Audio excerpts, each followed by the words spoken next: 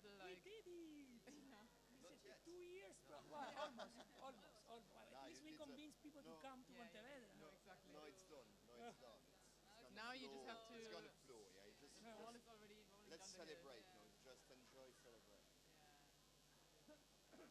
Most of the pain is behind you.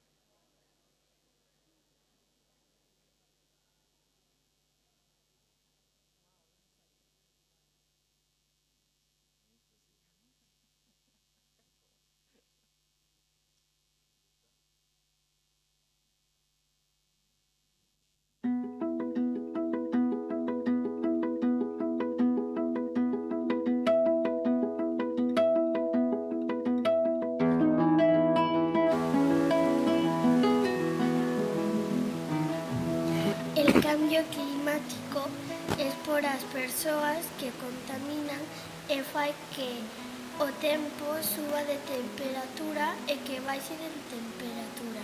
La pobreza es que no tienes mucho dinero, vives en lugares muy pobres y solo tienes, pues, tienes que hacer tu propio huerto. Yo digo eso porque si no, no tienes dinero para alimentarte.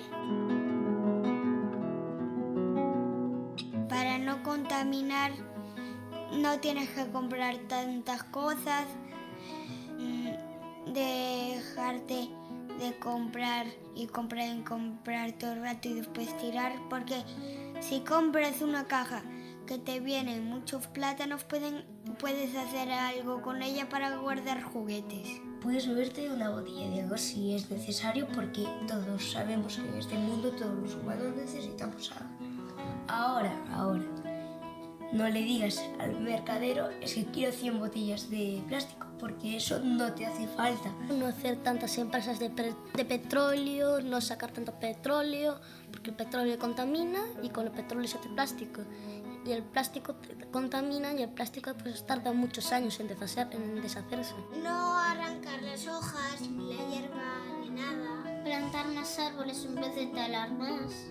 Sí, o sea, plantar con una semilla de manzana, por ejemplo, cuando te mueres de una manzana, cuando tú tienes una manzana para comer, pues aprovechar las semillas y las plantas. Yo, para no pasar tanto calor, pues me hidrataría mejor y estaría a la sombra y en manga corta, no con bufanda y gorro. Coger unos cubos o algo y llevárselo a otros países para que la gente pueda beber y que no haya tanta sequía y menos calor.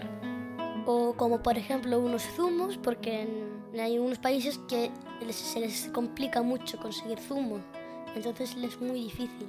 Yo creo que las personas de todo el planeta necesitan todo lo básico para vivir. Yo creo que el decrecimiento es los que investigan para hacer un mundo mejor y intentar hacer la vida en el planeta Tierra.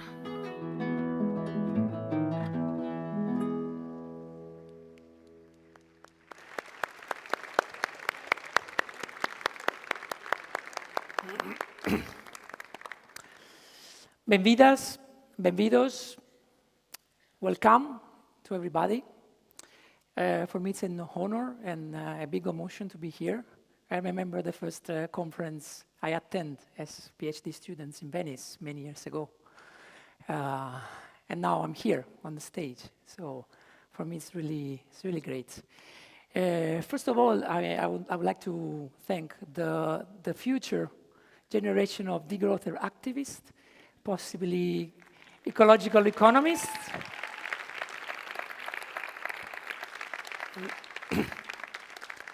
This is one of the many results and outcome of our collaboration, our group, the Post-Growth Innovation Lab, with local schools in Pontevedra in the region of Vigo as well.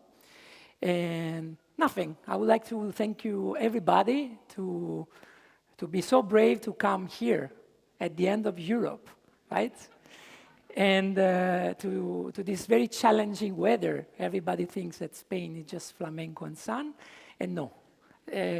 Spain is also Galicia, rainy weather, good food, good wine, good people. So welcome everybody. I wish everybody a fantastic stay in this fantastic city, Pontevedra, and if you have time to visit Galicia, do it.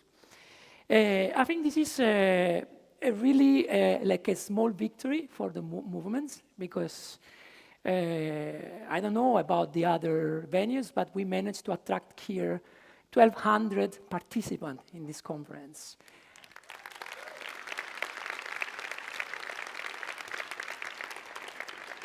So really like a big thank to everybody. There are people who took the train, people who come cycling.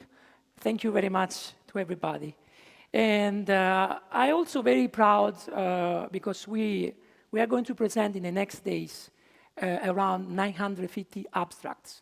So it's also like, for me, it's a big victory in this sense, a scientific victory. It means that ecological economics and degrowth movements have something to say in terms of to the academic community, to the scientific community. I'm also very proud of all of you who gave us a solidarity fees.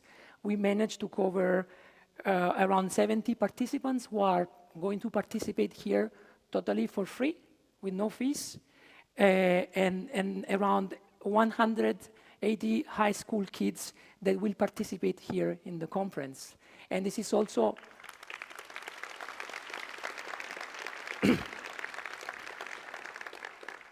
this is also, for me, an innovative aspect of the conference. We are collaborating, some of our group are collaborating with the high school kids. And some of them will present their work, the work that's been doing during the last 6 months in the conference. So there will be the first encounter with an academic audience within an academic environment.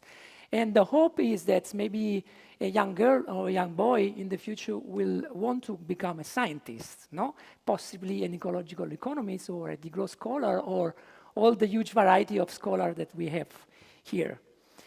Okay, so I think this is also a small victory for a city like Pontevedra. Let me see if technology is working. Okay, it's not working. Fantastic. That's why we need to change technology, right? Okay, maybe the IT guys can change the slide for me. Okay. So it's a small victory also for the city of Pontevedra. Why? Because this city is a symbol of change. Only 20 years ago, this town was,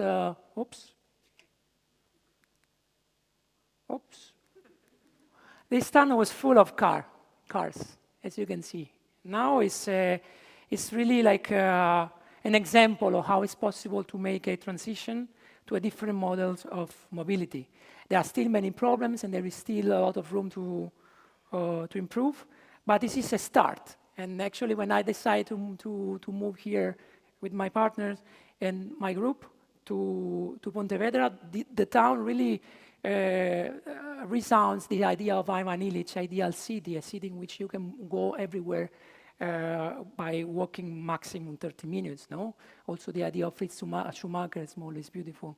And I would like to highlight the importance of small places, and also the great potential of regions like Galicia, that is full of small places that have a great potential for ecological transition, as many places in Europe, actually. Europe is full of small towns that they have the same potential and the same capacity. And as I said, I think that Galicia has enormous potential, even though today we are under threat by a number of pro-degrowth or growth-driven projects, like, for example, mega projects like macro wind farms or monoculture of eucalyptus, and that are designed to feed big factories that produce cellulose. We, as a local scientific committee and as Post-Growth Innovation Lab, are daily supporting the popular fight and struggles against this mega project. We think that we need another way of framing science technology, which is also the topic of the conference. Why we decide to focus on science, technology, and innovation, apart for being the main topic and the main research area of our group. I always mention my former PhD supervisor, Professor Richard Owens, that always says that we all live in a future that somebody imagined for us 50 years ago. And this imagination is usually done through technology and science. So, and these people who imagine our future 50 years ago, they usually are engineers, technocrats, and the way these people design technology was assuming infinite growth. So we are also stuck in a technological imaginary that assumes infinite growth that is socially and environmentally unsustainable. So that's why if we want to design a post-growth society, I think that we need to seriously take into account science, technology, and innovation and start planning now the world that we want to imagine in 50 years. Okay, so some housekeeping information. Today, I will give the room to Dan O'Neill. He will address on behalf of the European Society for Ecological Economics. And then we will have a supporting group talking about the experience of organizing an international Degrowth conference and talking about the next conference. Then we will have two dialogues. The first one is based on the topic of the conference. So we will talk about science and technology. And then we will have a super nice introduction. I'm really looking forward to it on degrowth, post-development, and ecological economics. So some housekeeping information.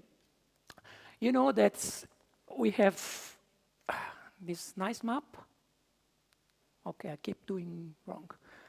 It's nice map. So all the activities, the scientific activities of the conference will take place from 9 a.m. to around 5:30 p.m. in the main campus, which is the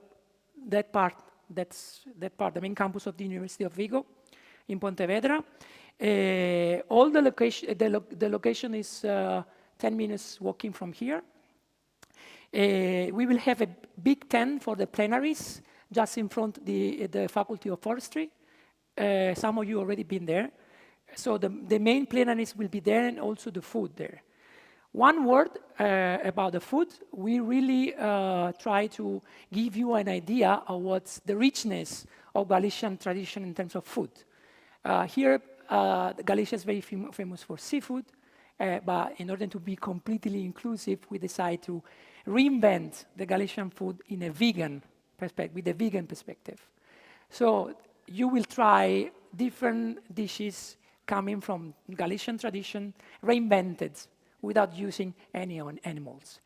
And we try to provide all the foods, all the vegetables from local providers. You will receive information about that. And you will also try and experience the real experience of Galicia doing festival, because Galician people have many festivals, usually it's around alcohols, and they do it in tents. So the idea is to reproduce the atmosphere. So we also have a very rich non-academic program that started actually 3 months ago with the Spring of Degrowth, and will continue during this week. You see that there are many different locations in the city center, in the old town of Pontevedra. So feel free to download the PDF and have a look at the program. There will be events that span from book presentation, documentaries, dance, music. They will be in Galician, the local language, in Spanish, and some events in English as well. Okay, then on Thursday, we have a very exciting event that is called, we call it Protestival, which is a mix of protest and festival. There will be the major environmental group, Spanish environmental group, and on Friday, we will finish with a little bit of rock. There will be a concert in the plenary after an event that will be in Spanish, with local Spanish scientific people. And then at midnight on Friday, we will end with another Galician tradition, that is the queimada, that is organized around alcohol. In this case, burn alcohol.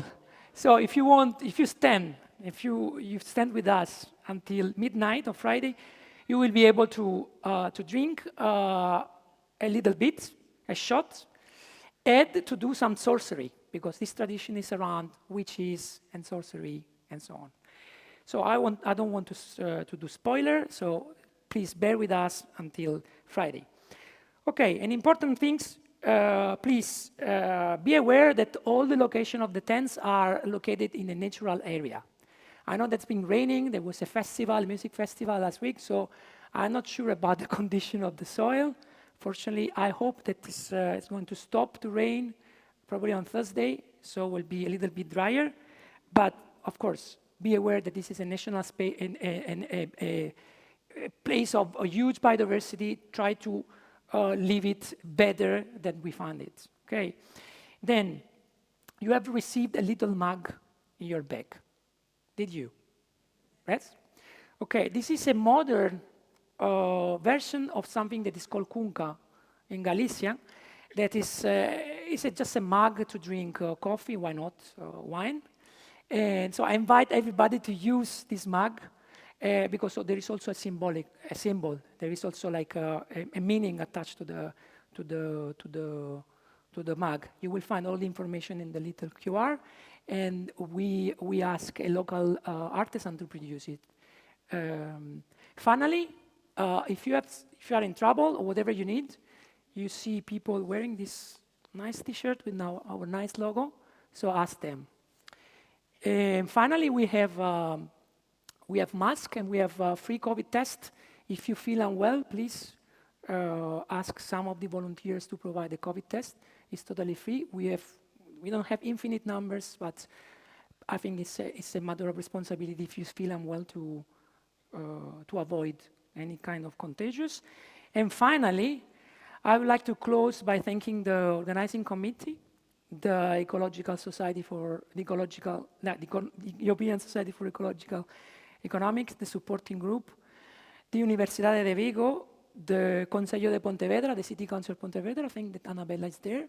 Thank you. Big thank, because they are giving us this place for free. And this is like a really...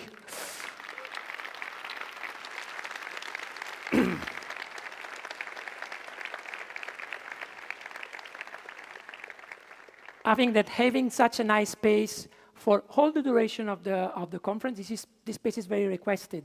There are concerts and other events. It's really a privilege for us. Of course, also the University of Vigo provided all the facility for free. So a big thanks to the director and all the people in charge of the campus.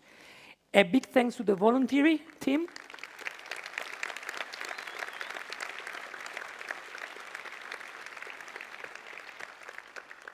An enormous thanks to all my mates of the Post-Growth Innovation Lab, and in particular to two persons. The first one is Carmen. I don't know. Carmen is here.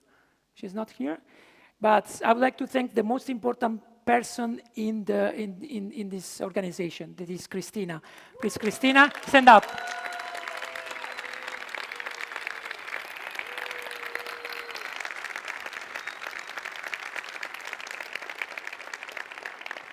I don't know how many emails she replied and how many emails she sent, even like 3 a.m. in the morning. So, thank you very much for all the work that we have done. Okay, so before moving to the next session that is Dan, before giving the room to Dan, I would like to read a short message on behalf of the local scientific committees that I think that most of you are here in the room, even though I don't see anybody.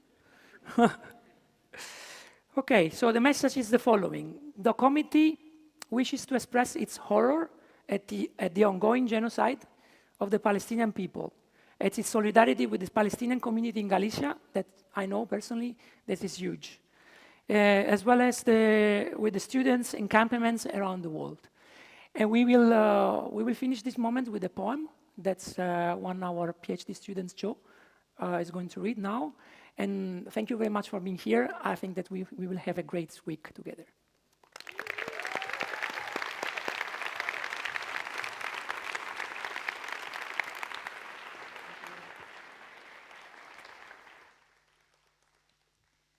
In order for me to write poetry that isn't political, I must listen to the birds. And in order to hear the birds, the warplanes must be silent, by Marwan Mak'ul. And then I would also like to share something else. I think that's important to highlight when we read out solidarity statements and also this poem, that they don't become tick box exercises when they're not rooted in actually like radical action and rooted action. And so diversity and inclusion statements mean little or nothing if they hide our complicity in the reproduction of colonial settler violence. And so with that, I think we all can ask ourselves how our work and our collective work here this week and beyond advances political struggle for liberation. And we wanted to share that you take that and think about that during the week. Because no one is free until all free, from Congo to Sudan and to Palestine. Thank you.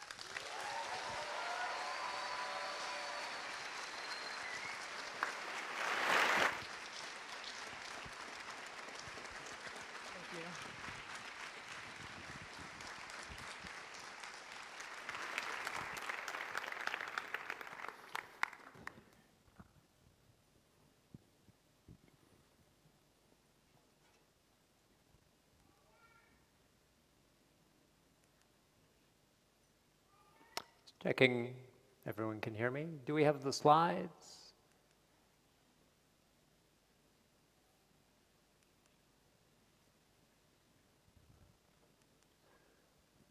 Maybe we can just check up top if we've got, oh, there we go.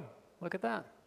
Well, first of all, could we have a huge round of applause for Mario Pansera, wherever he's disappeared to, Christina again, all of the members of the local organizing committee who have done an absolutely tremendous and amazing job bringing all of this together and bringing all of you together.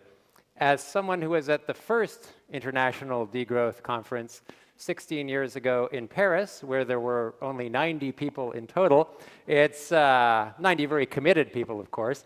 It's really exciting to me to see the growth that has happened in degrowth over that time. My name is Dan O'Neill. I'm the president of the European Society for Ecological Economics, or EC for short. And EC is the European branch of the International Society for Ecological Economics. And it's actually the largest of the regional societies with over 500 members. And it looks like pretty much everyone got the memo and is here today. So welcome, everyone. It's really good to see you. And we are a scientific society dedicated to improving understanding of the relationships among environmental, social, and economic systems, not simply for the sake of the science, although this is incredibly important, but also for the mutual well-being of people and planet. In other words, we are a scientific society with a normative goal, a better life for all people within planetary boundaries. And in addition to fantastic conferences like this, the Society is also involved in organizing a number of other very exciting activities, including a fantastic podcast, maybe? The Economics for Rebels podcast. Oh, wait a second, here we go. How many people, out of curiosity, show of hands, have listened to Economics for Rebels before? Okay. And not to give any spoilers, but by the end of tonight, everyone will have listened to it because we're going to have a live podcast a bit later on of Economics for Rebels. So that's something very exciting. We also do a wonderful newsletter. Maybe? There we go. Perfect. I think maybe I was pushing the wrong button. We'll see. A summer school for students.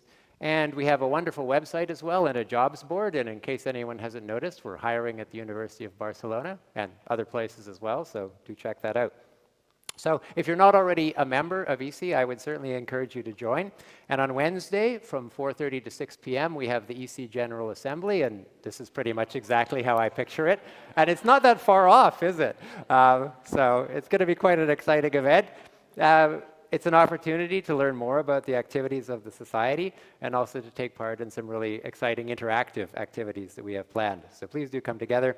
Whether you're a current EC member or not, everyone is welcome. I would also really encourage people to attend the presentations of the finalists for the Best Student Paper Prize. These are often, and here's a little secret, some of the best presentations within the conferences, so do come out and support our early career researchers. And lastly, if you are a student, there will be an EC student meetup on Thursday at 5:30 to 6:30 p.m. So do come out, meet other ecological economists within the community. As I alluded to, later on this evening, we have a great plenary podcast, in fact, with Joshua Farley, Brototi Roy, Giorgos Kallis, providing an introduction to ecological economics and degrowth. And this is really in response to you, in response to popular demand, what people have requested from previous conferences. So I'm particularly excited about that. Again, without too many spoilers, let me say that the fundamental idea of ecological economics is really quite simple, and that is that the economy is a subsystem of the environment. Or rather, the economy is a subsystem of society, which is a subsystem of the environment. But this simple idea has profound implications. It tells us that economic processes are not just financial transactions, they're also biophysical and social processes, and they can be analyzed and understood in terms of resource flows and social outcomes, not just in terms of flows of money. And it also tells us, of course, that many of the environmental problems that we faced are caused by the scale of economic activity exceeding ecological limits. And this, of course, we see through things like the planetary boundaries framework. We are currently transgressing 6 of the 9 planetary boundaries. This is not good.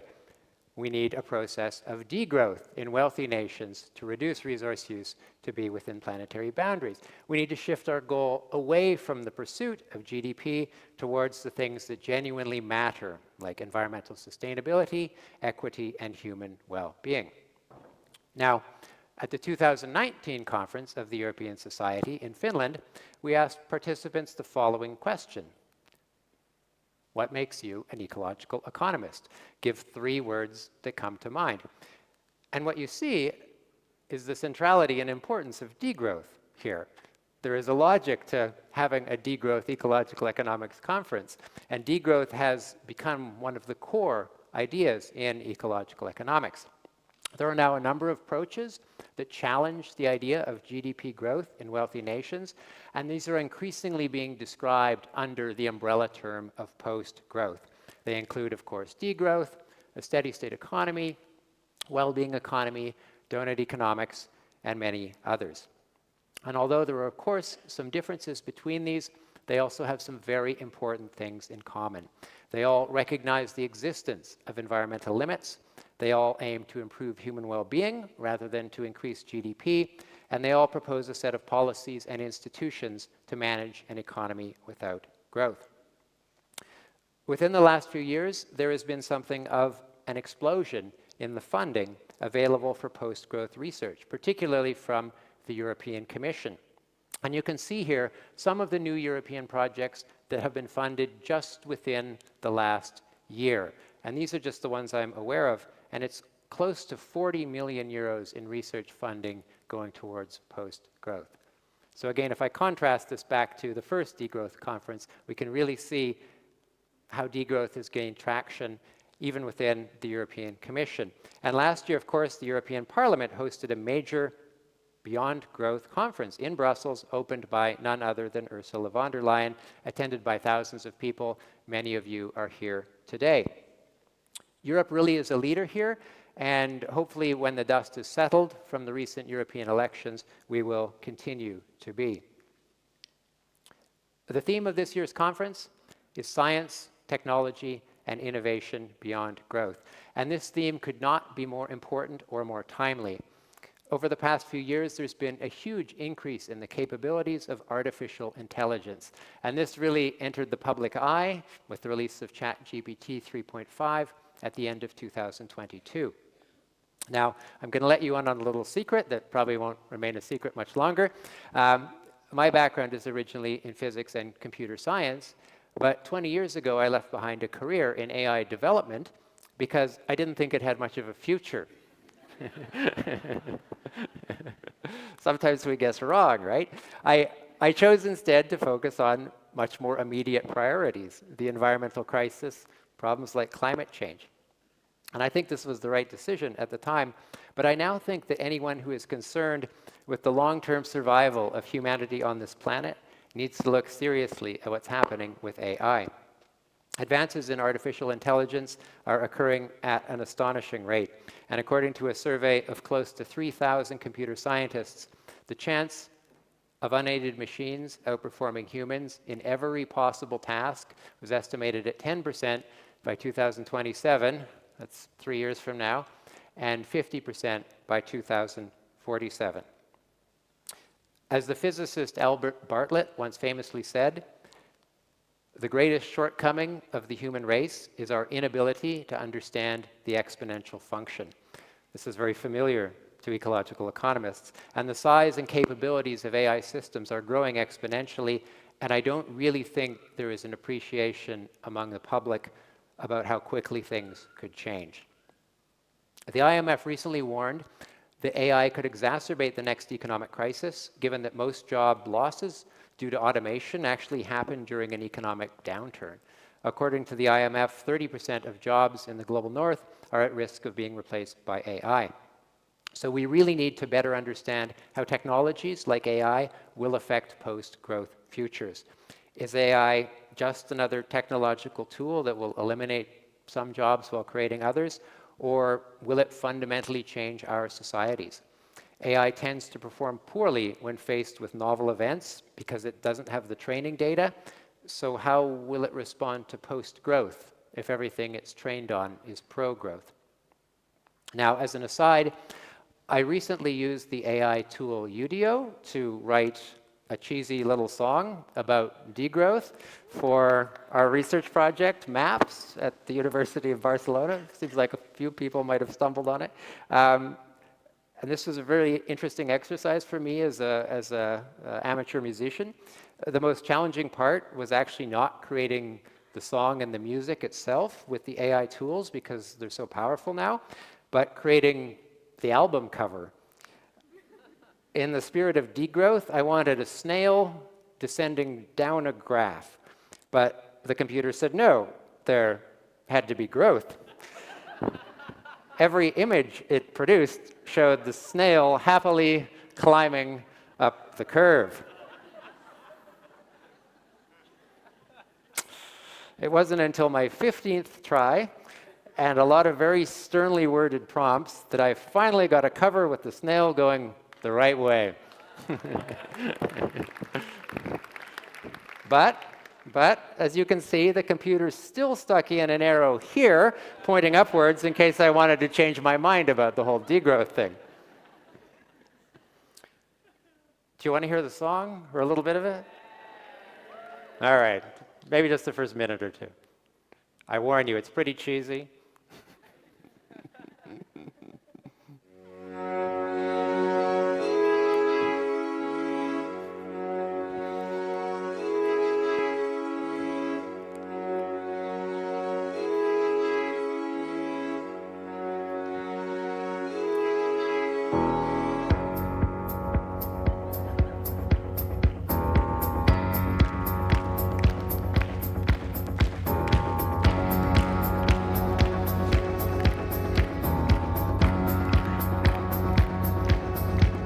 Natalie's project management, Laura's insight, Rob and Kevin, through day and night, with Federico, Dida's kindest friend, and Dan ensures The best part's still coming.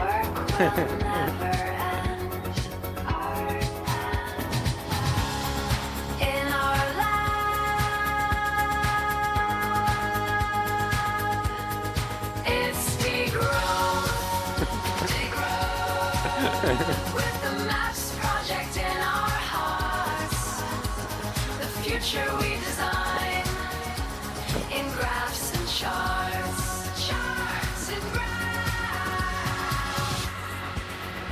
All right, okay, we can probably wrap it up there.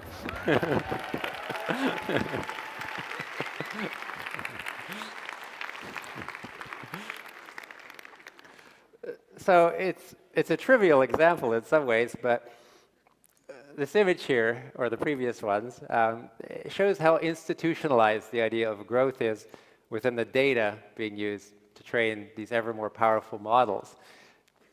A really important contribution of ecological economics, which many of you will know, is the ends means spectrum, originally developed by Herman Daly in 1973.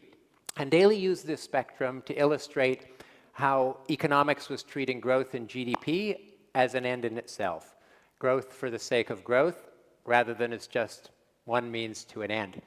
And I now worry that the development of AI is similarly being pursued as an end in itself, that a small number of large companies are locked in an arms race to develop ever more powerful AI systems, with humanity caught in the crossfire.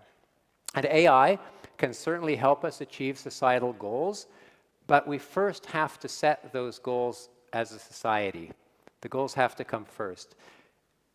Once we've done that, then important decisions can be made about what we as a society allow AI and other technologies to do and what we do not.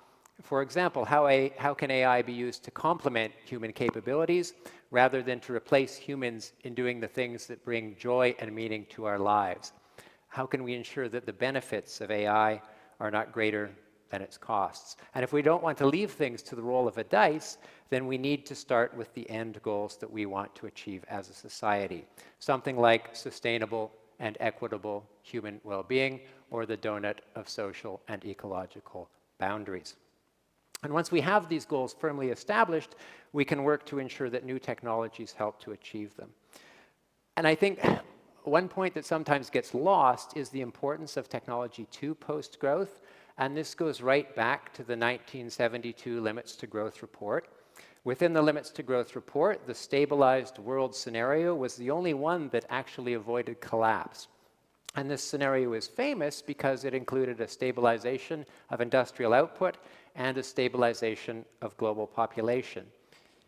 But these are not the only things it included. It also included dramatic improvements in technology that allowed for greater resource efficiency, less pollution, improvements in agricultural, and so on.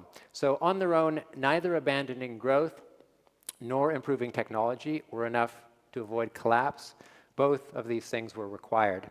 And this finding is echoed in many other studies since then, including in my own work. We need to move beyond growth, yes, but we also need to improve both physical and social provisioning systems if all people are to lead a good life within planetary boundaries. Make no mistake, this is not an easy task, and we have a challenging path ahead of us. But I remain optimistic. I see a room full of dedicated, passionate people who are committed to making a difference. And together, I believe that we can help shape a future that is sustainable, equitable, and prosperous for all, a future of post-growth and degrowth. In the words of Buckminster Fuller, who wrote the book Operating Manual for Spaceship Earth, you never change things by fighting the existing reality. To change something, build a new model that makes the existing model obsolete. I look forward to discussing many new ideas with people over the coming days, to seeing you all at the General Assembly tomorrow, and to making the existing model obsolete. Welcome, everyone, to the Degrowth EC Conference.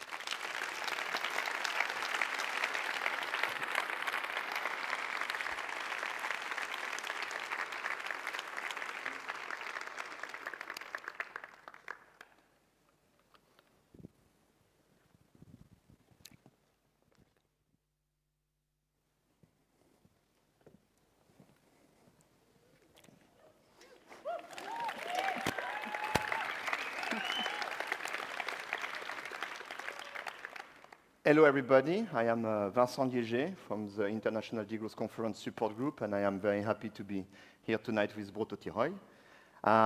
We will make a few words to introduce first a bit the history of degrowth, and after speak about what's happening around the conferences, what will happen in the future, and what are the challenges we face.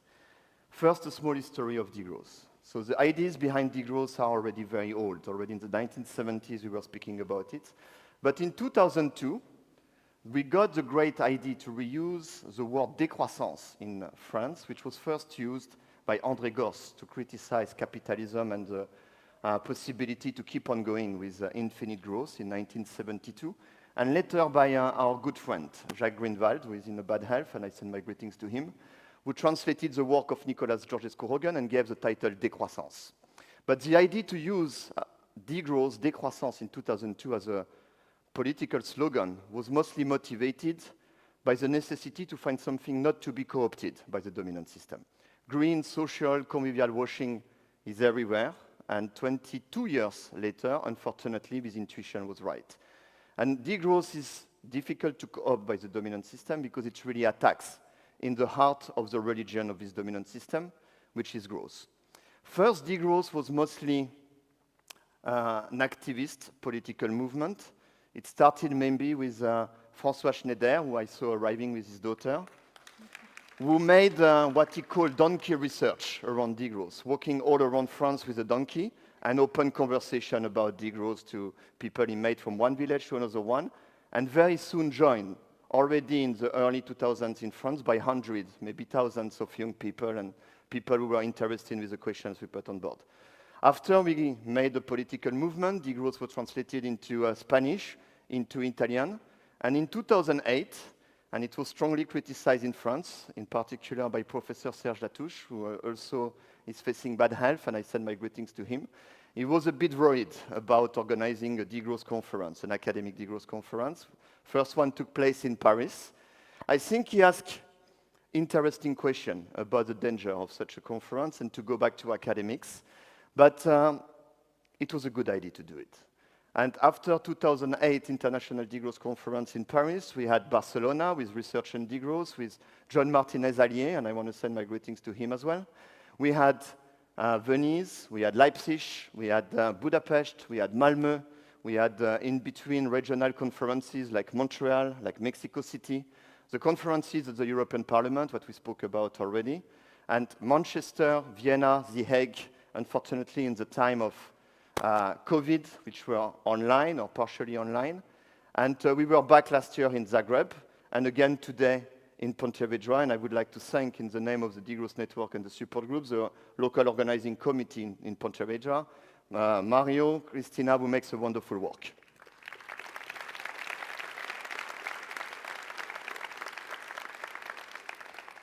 A lot of us already arrived several days ago. We're working in some of the new academic projects which are going on other projects. Some people arrived yesterday by bike with a caravan. It was a great feeling to welcome them. And we had yesterday also the International Degrowth Network Assembly, which is, I think, a very important step for the international degrowth networks to try to organize this wonderful movement, what we have. And yesterday at the closing speech of the International Degrowth Network, Emilia Relies warned us about that we are here in a very comfortable time in Europe, but there are a lot of people all around the world who are already facing the impacts of climate change, who are already facing rising totalitarianism, wars. There are a lot of green activists, like in South America, who are daily almost purchased, attacked, imprisoned, killed, and so on. And what we do with degrowth, and it's what we try to do with the International Degrowth Network, and we warmly invite all of you to join it. What we do with that, it's not only to make academic work, which is also important, but also activism, political work around degrowth, because the time is very, very alarming. It's very alarming for a lot of people, maybe not for us, but it's very important to stand for that.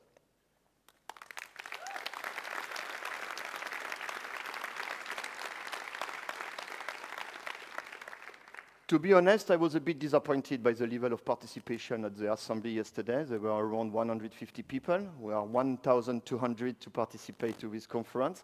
So less than 10% of the people dedicate time for self-organizing the networks and to do what I've just spoken about. So I invite all of you to join IDIN. I invite all of you to join tomorrow. There will be a working group at 3. I try to check the time, and if not, please check the program. And now I give the floor to Brototi.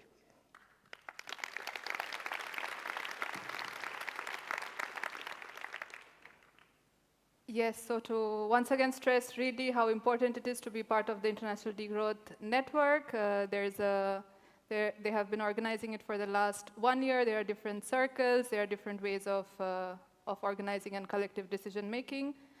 And tomorrow at 3, there is going to be a session called Meet the IDN, and we would be very happy if more and more people join. I would also like to talk a little bit about what we have been doing since the last time we met in Zagreb in the last Degrowth conference. And since then, there have been multiple regional conferences and festivals. Most prominently after the Beyond Degrowth session in the European Parliament, we had multiple different parliamentary sessions in different countries, including Austria, Italy, Ireland, Denmark, and then we're also hoping for more to happen in Spain, Scotland, Hungary. And also if there are more people here motivated to organize regional conferences within their parliaments, please feel free to do so, and please feel free to inform us so that we can also help in the dissemination of this. Along with that, there have been multiple different festivals coming up. There is the All Shift Festival, which has been going strong for the last 2 years, just outside Vienna. There are new festivals happening in Italy, in Spain. And again, this is an invitation. If there is any way in which the support group could offer help or could allow for making these regional gatherings fruitful, please write to us. You have the email in the website, and we are also here around. We are going to be here till Saturday. Please feel free to come and talk with us. I have one more point, and then I would give the floor back to Vansa. But I just wanted to mention something, seeing the slide about the European Parliament session which happened in Brussels, that it was a very, very wonderful, large gathering of a lot of degrowth activists, but also climate justice activists, a lot of people from civil society who came together, and we were talking and thinking what are the ways in which we can imagine a different kind of future, different kind of socio-ecological justice and equity. And it was way, way much more than having an opening with Ursula von der Leyen, who since then has been a very openly genocide supporter. So let's not use these photos again in the future.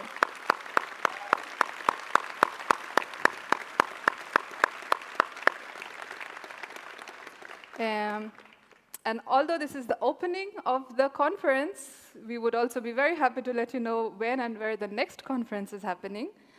It's going to happen next year, end of June, 24th to 27th of June, in association with, this time, the International Society for Ecological Economics in Oslo. And you will get more information about it over the week and in the coming months. Thanks, Brototi. Back to the past, maybe the first International Degrowth Conference was maybe in 2002 in UNESCO, under the title Deconstruct Development, Rebuild the World. And degrowth is really about that. It's really about decolonization of imaginary, of the Western imperialistic, developmentist, and economicist understanding of views on this world and so on, and it requires to be creative, to be self-organized, to experiment new ways to organize a conference, to live it, and so on. I think in Pontevedra we will have a lot of spaces to speak about it, to experience it. The city sounds like very wonderful. The gathering here sounds like really great, and so on. Oslo will be great as well. But for 2026, so for the 12th International Degrowth Conference, with a support group we spoke about when we gathered in February in Barcelona, we thought about and we spoke about that we should be more ambitious. And we would like to try to experiment a new type of format, more like an open forum, more focusing on politics, practice, activism around degrowth. Of course, keeping a nice space, a large space for academism, but to challenge ourselves and really to connect with other type of network, also from Global South, networks of activism, networks of people we don't hear enough, I think, in the degrowth movement. They were totally absent, for example, in the plenaries at the EU Parliament, of all these people who, in their everyday life, are already, with a lot of difficulties, trying to experiment, trying to explore what could be a nice degrowth life based on conviviality, on sustainability, on enjoyment of life.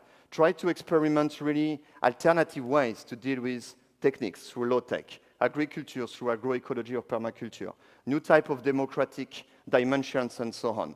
So let's explore this idea, let's brainstorm, let's come to us to speak about it if you have any idea where we could achieve such a wonderful, large, degrowth, social, convivial forum for 2026. And let's do it together. So thank you very much and have a nice time here in Pontevedra. And again, thanks to all of you and the great organizer of that conference.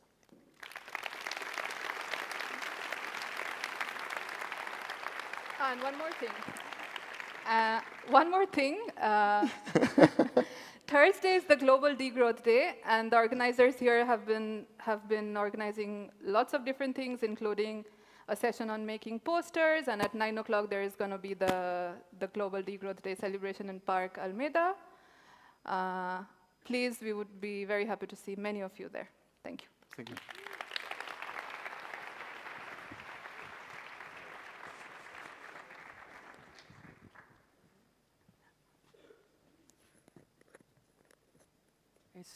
Está on.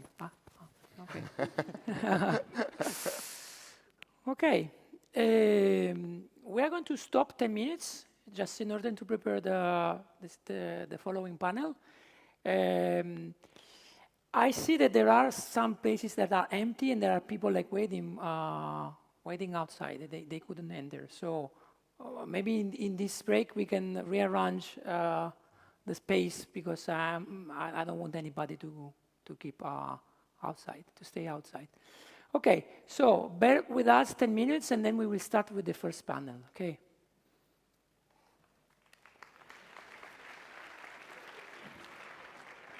Okay, ahora, quítame.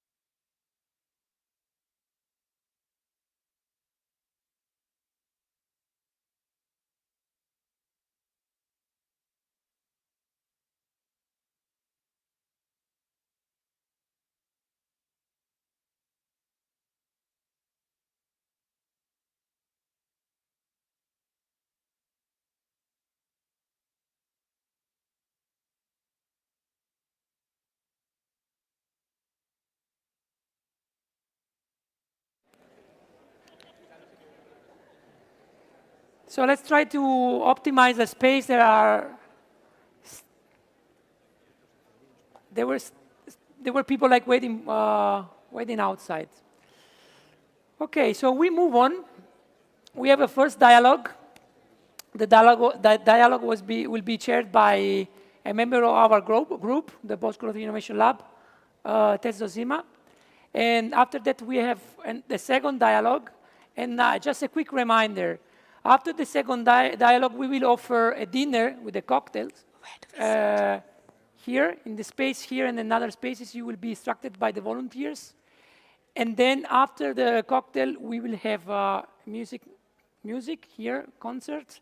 And just before the concert, we will have a little surprise. Like done with music, we will have another little surprise to introduce the artists. So I'm very excited. They are fantastic artists. We will say something later. Okay, so the floor now is to the first dialogue. Tess, please come.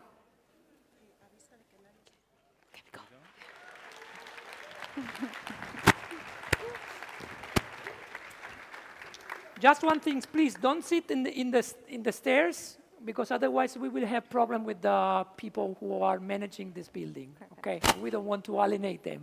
Okay, thank you.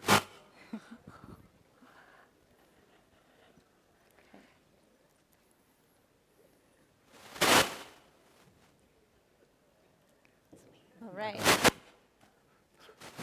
Is that mic? Okay. Hello, everybody. All right. So the aim of this conversation is to explore avenues of critique that do not typically appear in innovation scholarship. So for this, our speakers bring experience and insights from their research sites to discuss how they approach the work of critically engaging with questions of technologies and power, knowledge and innovation, looking outside of our habits of thought and habits of theory to critique technoscience and its entanglements with the extant socio-technical order. Socioeconomic order, really, that's why we're all here. So I will first offer a short introduction to how I've been thinking about this topic, and then we'll hear from Dr. Annapurna Mamidipudi and Dr. Samer Abdelnour, both of whom I will introduce in just a moment. So finally, we'll put these perspectives after that into conversation with one another, opening up our contributions into a broader conversation to explore these ideas. So, by way of introduction, Annapurna was trained as an engineer in electronics and communications in South India, where she subsequently set up an NGO that supported vulnerable craft livelihoods and worked with artisan production for nearly 2 decades. Her research interests include the study of traditional craft in the contemporary world, particularly handloom weaving as livelihood, as socio-technology, and as knowledge. She has co-edited a volume, Ownership of Knowledge Beyond IP, published by MIT Press, and is currently working on a German Research Foundation project at the Technical University of Berlin. She continues her work on ownership of knowledge at the Max Planck Institute of History of Science in Berlin and in the research collective Handloom Futures, based in India. And Samer is a senior lecturer at the University of Edinburgh Business School. His research explores how collective enterprise and humanitarian technology interventions in post-war contexts influence new forms of organizing, including how simple cook stove technologies came to be promoted as a solution to complex societal issues such as gender-based violence and climate change. He also served as a national expert to the ISO process to develop a global standard on clean cook stoves. His more recent work examines links between innovation ecosystems and violence. And finally, I, again, am Tess Doezema, a postdoctoral research associate at the Faculty of Economic and Business Studies of the Autonomous University of Barcelona, and a visiting researcher here at the Post-Growth Innovation Lab at the University of Vigo. And my research is in the field of science and technology studies, and I'm interested in the modes of knowledge production and political formation associated with environmental transitions. So now, to introduce the topic a bit before giving the floor to our speakers. Since the mid-20th century, technological innovation has been framed through the vocabulary of neoclassical economics as essentially the commercialization of inventions and the placement of new products on the market. The idea that technological innovation is a key contributor, if not synonymous with, economic growth, has been advanced in particular by prominent international organizations like the OECD, which have not only suggested indicators for measuring and benchmarking innovation performance across countries, but which have also pushed the innovation imperative as part of the hegemony of growth within and beyond Western capitalist societies. In this frame, innovation was located between the objective, truth-seeking, independent Republic of Science on one hand, and the rational, self-regulating, invisible hand of the market on the other, leaving little or no role for the state and people themselves in the governance of innovation, which was imagined to naturally emerge from the technology market dyad. So accordingly, governments have taken on the responsibility for providing enabling conditions not only for so-called free markets, but for innovation as a key means, end, and indicator of economic success, funding it, measuring it, and generally organizing governing rationalities around its promotion. Indeed, after the 2008 financial crisis, the European Commission advanced innovation as our best option to help get the European economy on track, with the idea that Europe could innovate our way out of the crisis. But policymaking on technoscientific innovation today stretches far beyond the gospel of growth. Contemporary discourses on technological innovation and its relationship to environmental change increasingly rely on and mobilize powerful visions of governance, democracy, and social inclusion as prerequisites for the achievement of desirable futures.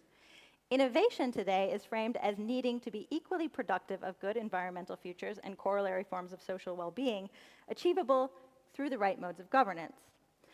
So while imperatives to innovate in the late 20th century followed a simple linear formula that innovation enhances economic growth and thus also social well-being broadly conceived, these new logics indicate a significant shift in the role that innovation is imagined to have in the governance of human societies. As Sebastian Fotenhauer argues, instead of simply asking for ever more innovation, many innovation actors seem to be asking for better innovation, embracing a more nuanced understanding of the relationship between innovation and the public good than mere economic benefits, including, amongst others, aspirations to better account for how the benefits and the burdens are being distributed, which direction innovation takes, and what kind of future is enabled or prevented through innovation. This shift also involves a departure from the centrality of the market's invisible hand in the production of innovation to a Keynesian rethinking of the role of politics and the state in the pursuit and governance of innovation, as reflected, for instance, within recent calls for the entrepreneurial state and the mission-oriented economy, and an emphasis on responsibility, ethics, and human rights in innovation governance. It implies changes in both who should ultimately adjudicate the desirability of innovation, from science and the market to societies and the state, as well as how we should decide on innovation pathways, from self-regulation to democratic governance and collective deliberation. The European Commission's strategy documents that are aimed at environmental transition accordingly call upon the participation of citizens not only as users of the technologies it hopes to generate, but as co-creators of the so-called circular economy, who should equally shape regulation and technological innovation to ensure their success. They argue that giving an active role to regional and local authorities, the involvement of social partners at all levels and stages, as well as effective and impactful participation of civil society and stakeholders, might allow us to advance the green transition in an inclusive and democratic way, integrating fair transition objectives from the outset into policymaking at all levels and ensuring an effective whole-of-economy approach to fair transition policies, in their words. The Commission's twin transition proposal further insists that we need to make sure that everyone can actively participate and gain from this transformation. In this shifting discursive terrain, fairness is centered not only as a public good, but as a key enabler that itself helps to increase innovation and productivity, where modes of public participation and mechanisms aimed at social equity are positioned as themselves necessary preconditions for achieving the right kind of innovation, and not simply as presumed outcomes of economic growth and technological development. In other words, the tech fix is giving way, or perhaps being integrated into, a new social fix for innovation.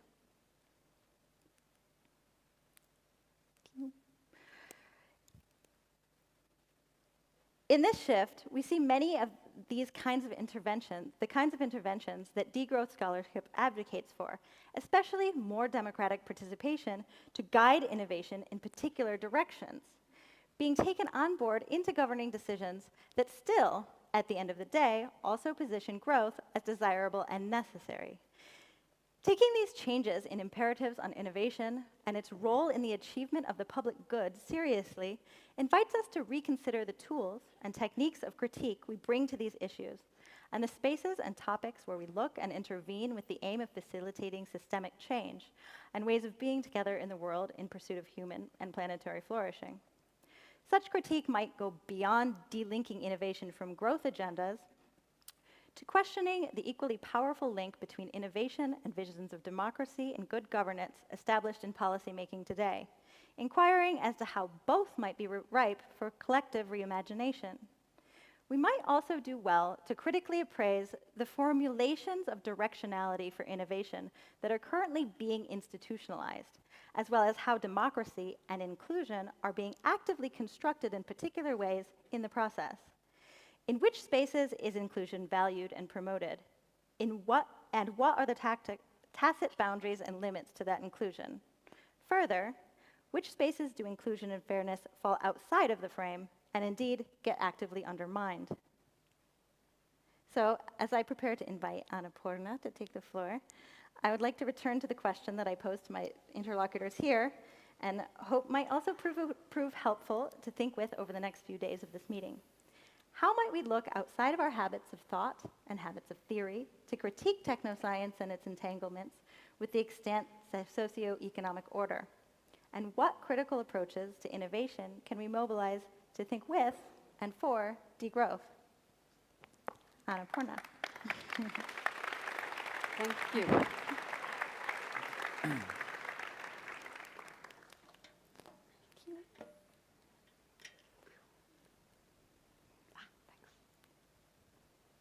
I was not very long ago one sitting amongst you. I can tell you that it is quite difficult being on the other side, but I will give it a go. So I would like to tell you 3 stories of innovation and a moral that I have learned from those stories.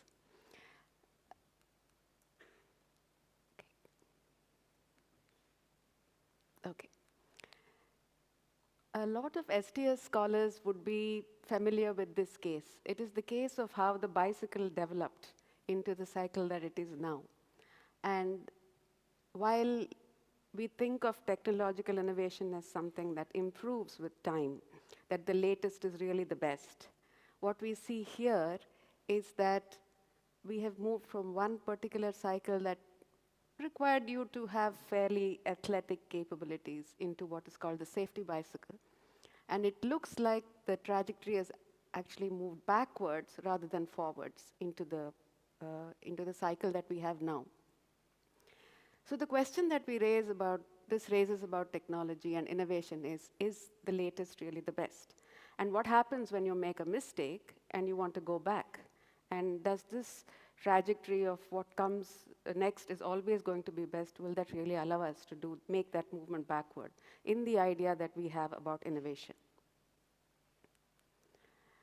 The second story I'd like to tell you about is precisely dealing with old knowledge that does not constantly innovate in the way that it discards what was there in the past and moves forward. It retains what was there. The material and embodied knowledge is kept and moved forward in this particular kind of innovation that I will talk to you about. So at one point there was a crisis in the cotton prices. Cotton suddenly became a global commodity, and then it was not available anymore to the weavers. The prices went through the roof. And so what we expected as people working with craftspeople is that there would be a kind of crunch that would make the weavers speed up so that in order to keep the 50-50 balance between the material and the labor, since the value of the material had gone up, they'd have to really step up the amount of work that they'd have to do in order to keep their the income the same.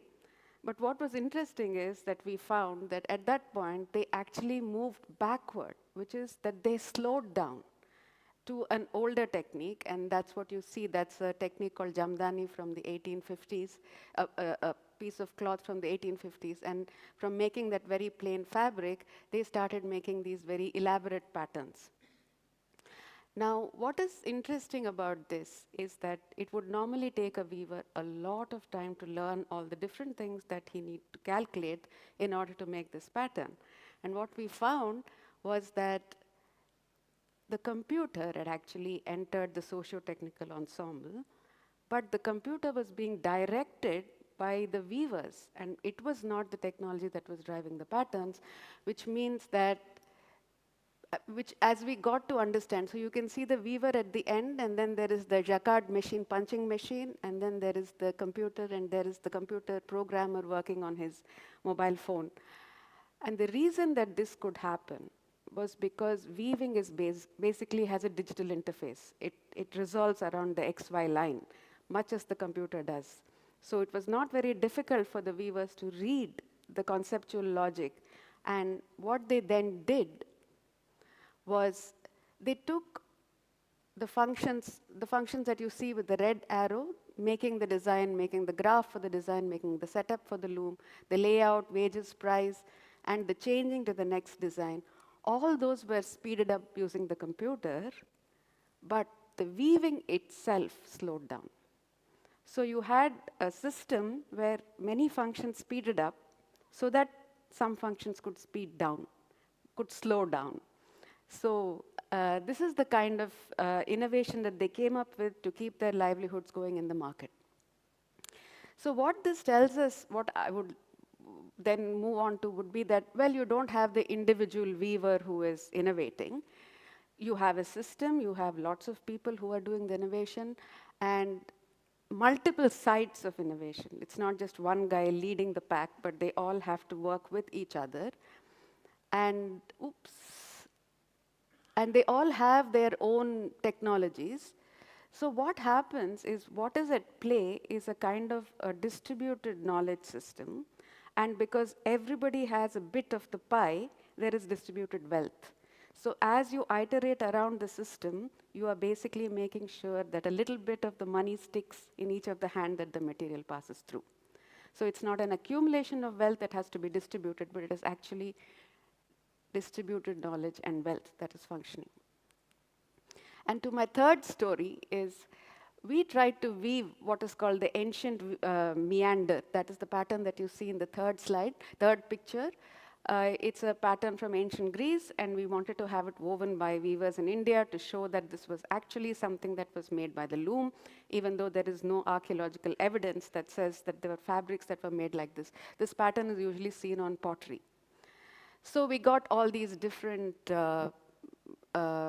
paper looms. Different people sent us different versions of how this 12 by 12 grid would have to be set up in order to make the pattern. And actually what happened was that in order to make the pattern, they actually had to make the loom.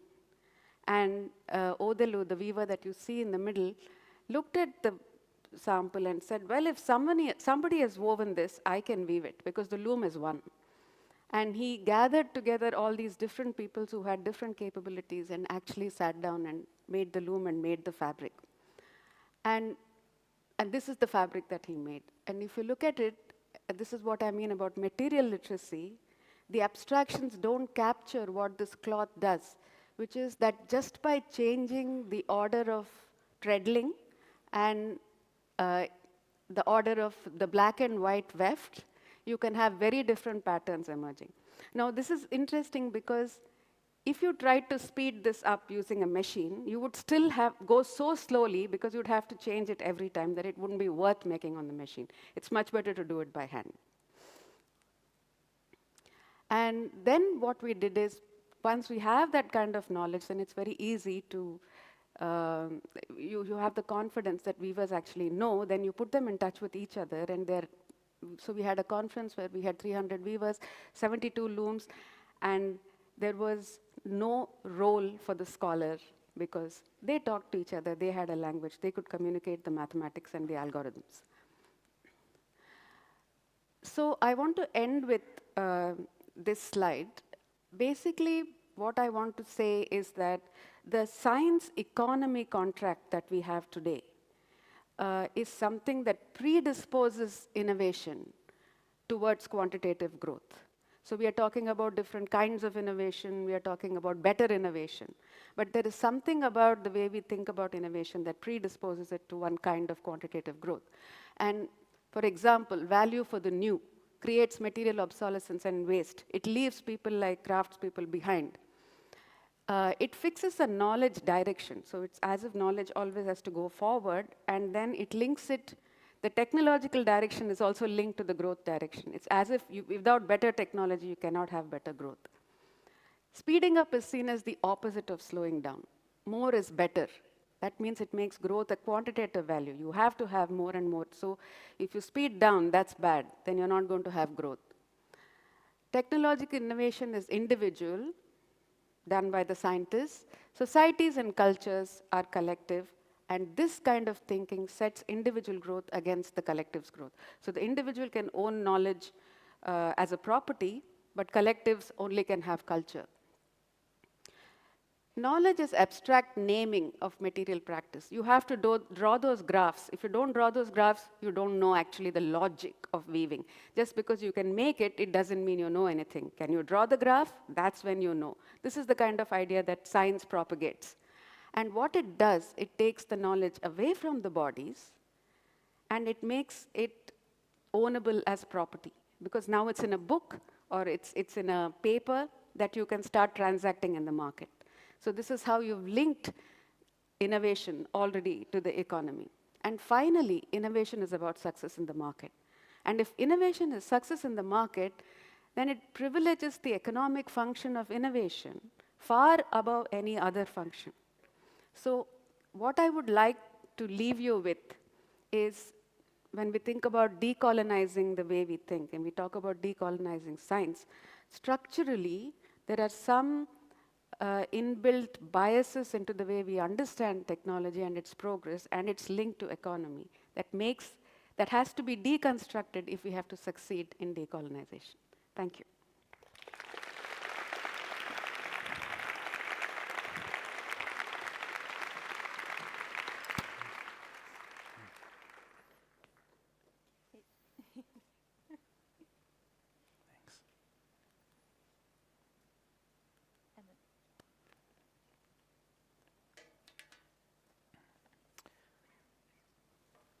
Thank you, Tess.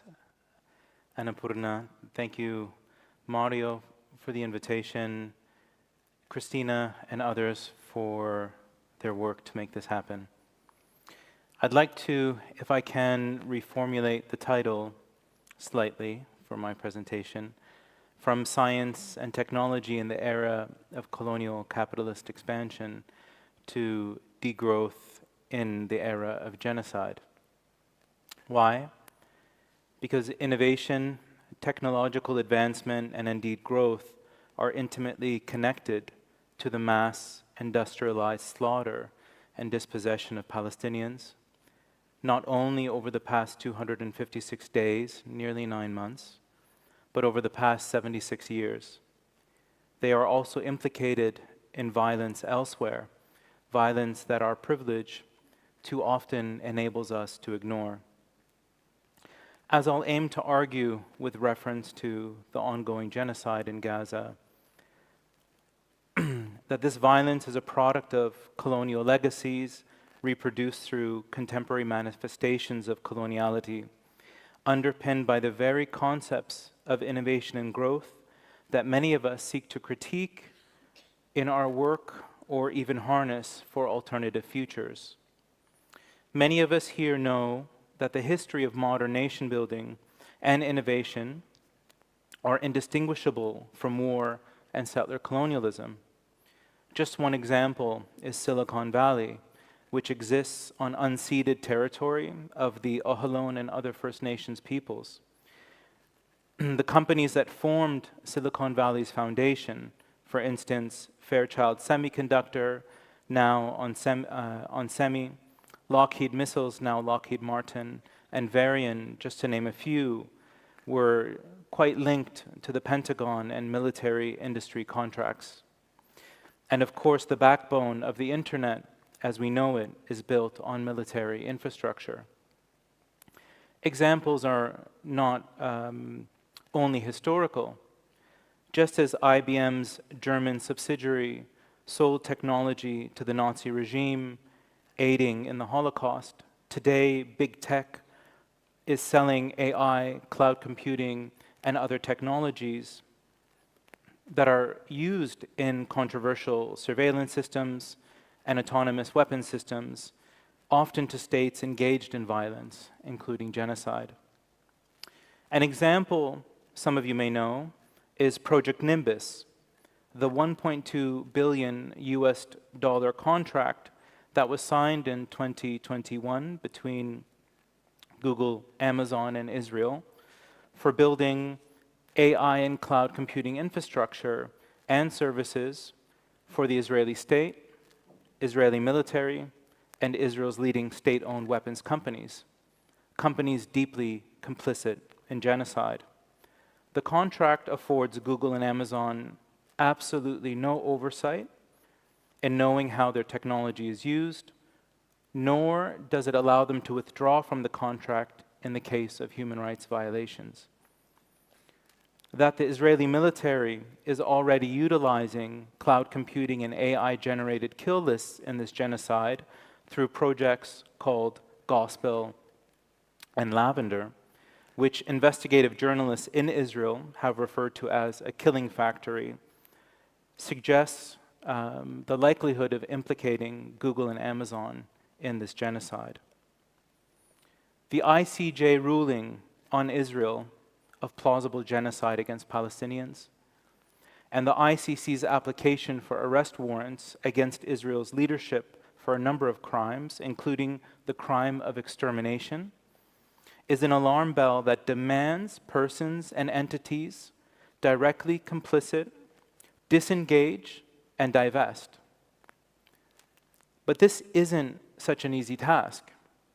Amazon via AWS, Microsoft via Azure, and Google via Google Cloud are alone thought to control almost 70% of the global cloud computing market.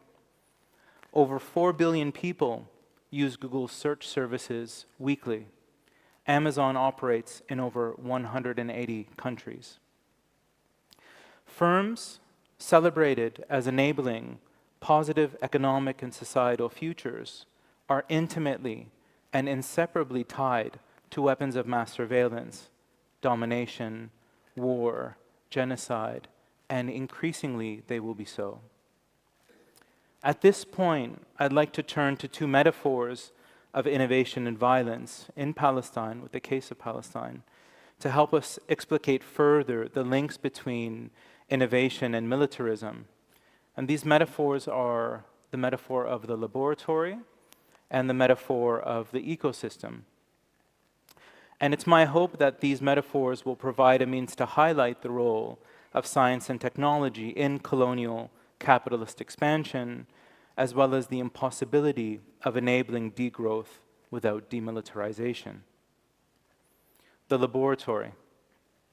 The metaphor of the lab implies that 6 million Palestinians are subjected to extreme levels of surveillance and violence in a sort of laboratory, a life and death laboratory for developing, experimenting with, and testing weapons that Israel and nations that supply weapons to Israel, including the US, including Germany, and others, they supply weapons that are then sold to the global arms market as field tested. In the West Bank and East Jerusalem, this is tied to sophisticated technologies of surveillance and control, including military-grade spyware. In Gaza, this is tied to routine bombardments, where every few years, thousands have been massacred, or as we are witnessing now, the genocide that in under 9 months has, according to the Geneva-based Euromed Human Rights Monitor, killed over 40,000 people if we include those buried under rubble and presumed to be dead, almost 16,000 of whom are children. The idea of the laboratory is reinforced by reports from Gaza of weapons that sound different, that feel different, that have greater intensity. For instance, surgeons are reporting new burn patterns, as well as injuries such as injuries that devastate internal organs and arteries beyond repair and damage to limbs. Gaza today has the highest population of amputees and child amputees in the world as a result of last 9 months of genocide. Some of these weapons are like a science fiction horror. They include bombs that explode meters above the ground, projecting fire, incinerating people, but keeping infrastructure intact. They include bombs that burrow many meters into the ground before detonating, so that when they do, they level entire buildings, leaving massive craters. They include modified Hellfire missiles that release blades that shoot into various directions, blades that are capable of penetrating tank armor and slicing people into pieces. And we've seen unmanned drones called quadcopters with machine guns shooting at anyone who moves. As I mentioned earlier, we've seen the use of autonomous weapon systems to generate kill lists, part of a category of controversial weapons that anti-proliferation advocates call killer robots. All of these point to the testing of new weapons technologies, and for Israel this is extremely profitable, as evidenced by continued growth of its arms trade, which last year reached an all-time high of $12.5 billion, with further growth expected in the years to come. Again, as I had mentioned, Israel isn't only dropping its own weapons. It often uses weapons developed elsewhere, primarily but not exclusively those that are US-made. What this suggests is that Israel isn't just a laboratory for its domestic military industries, but for the weapons industries of other nations. Again, primarily US companies that send Israel weapons through US military aid packages to the tune of billions annually, over $250 billion in military aid since Israel's founding. Perhaps this explains, at least in part, the sheer enthusiasm for this genocide expressed by leaders in the US, in the EU, in the UK, in Canada, after October 7th. Not coincidentally, countries with their own imperial and colonial legacies. The next metaphor is the metaphor of the ecosystem. To me, this relates closely to the widely promoted idea of Israel as a startup nation, but I refer to it as Israel's military innovation ecosystem. This includes, so what does the ecosystem include? Drawing on work of entrepreneurial ecosystem, it includes the constellation of industries, infrastructures, and organizations involved in weapons development, testing, and sales. They include military and state agencies, tech startups, private companies, universities and research institutes, as well as banks and venture financing. They also enroll actors who aren't conventionally thought of as being involved in weapons development. Public research funding agencies, for example. The European Commission is known to have funded Israeli weapons companies via dual-use technologies, meaning tech that has both civil and military application. The UK funds research links with UK universities linked to weapons companies and weapons companies that sell products and parts, weapons products and parts to Israel. On this note, I think it's important to recognize, as Maya Wind has elaborated in her recent book, the deep links between almost every Israeli university and the Israeli military, including weapons research, and also what has been referred to as a revolving door between Israel's military intelligence, especially cyber warfare units, and its entrepreneurship startup scene. The idea of the ecosystem also recognizes the huge number of Israelis involved in weapons development. For instance, going back to 1986, in a New York Times article, Thomas Friedman wrote that an estimated 10% of Israel's national workforce was employed in weapons manufacturing and sales, a figure that has most certainly increased since. What is also key for us to understand is the role of global capital, often a blurry world of global capital, obscure world of global capital. For instance, the NSO group, which developed the Pegasus software and other military-grade spyware that was made famous after the murder of journalist Jamal Khashoggi, is known to have had backing by New York and London-based investment banks and hedge funds. And this global dark venture capital isn't only funding weapons research, but other technologies that have military application, including geoengineering tech, with the possibility of further destabilizing the climate irreversibly and at scale.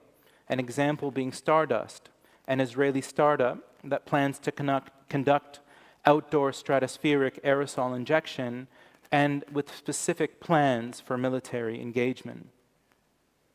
The key point here about the ecosystem and the challenge for us is that the very actors we look to for enabling circular or green innovations and green technologies, state funding agencies, universities, the startup scene, are often deeply implicated, even committed, to developing technologies of domination and devastation. To summarize, innovation and growth are inexplicably interlinked. That is something that we know well. Innovation and militarism is inexplicably linked. And I, for one, am not certain that post-growth is possible without post-innovation.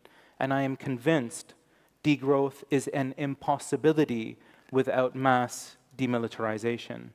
And this is the challenge I would like to leave for the degrowth community, to interrogate the links between innovation, growth, and militarism, to think and act with urgency for demilitarization, and to make degrowth matter for children in Gaza, for children in Congo, for children in Tigray, for children in Sudan, children in Kashmir, and indeed children in any context of violence and domination.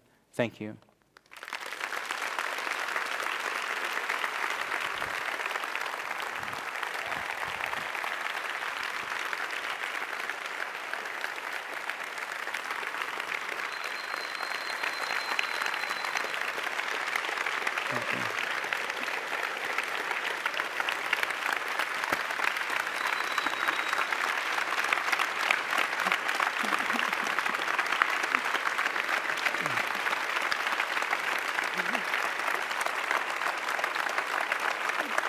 Thank you. Thank you very much. Thank you.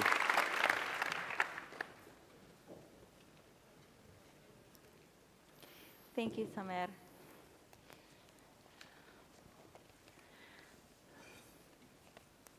I promised to give you both the opportunity to raise your own sort of responses to each other's presentations first, or I can instead seed a question. So if either of you has immediately responses or things that you want to draw out and connect, tell me. I think that the relationship between science and violence is something that is not really considered, because we have this idea that science is a public good. And I think in places also like India, science has not traveled as a very friendly guest. So I think your talk resonated very strongly with my own experience of how people have mixed feelings about the good of science. So thank you. Thank you. And if I may, one of the things, and we've had conversations earlier, and I've already also done some field work with metal workers and low-caste craftspeople in places like Darfur in Sudan.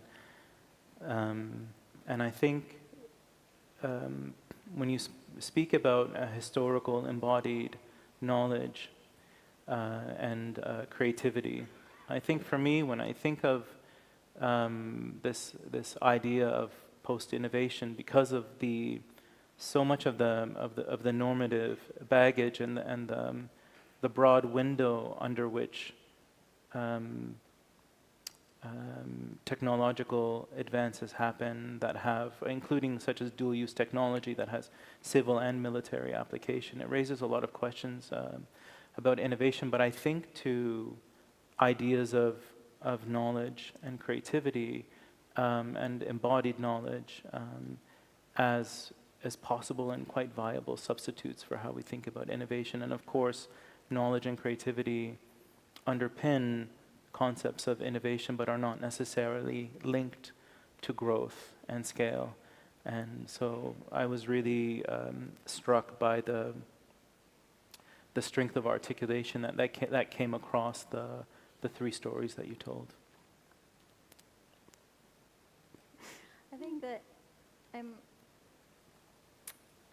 both of your presentations sort of raise the issue of technological the question of directionality in innovation that I was sort of putting on the table as the new way of talking about like the value that we can create with innovation, right? And you both show the human cost of that innovation that is seemingly inextricably linked to growth. And Annapurna, you show the sort of what happens in all of the sort of knowledge production and how we can think of what exceeds the limits of our imaginations of what innovation is in knowledge production, in technological production, in the production of things that are around us and that we live with and in, at least. So how can we think about directionality in innovation, or stepping out of the need to talk about innovation and how to escape from the very innovation imperative in how we're talking about going forward with our societies, governing our societies?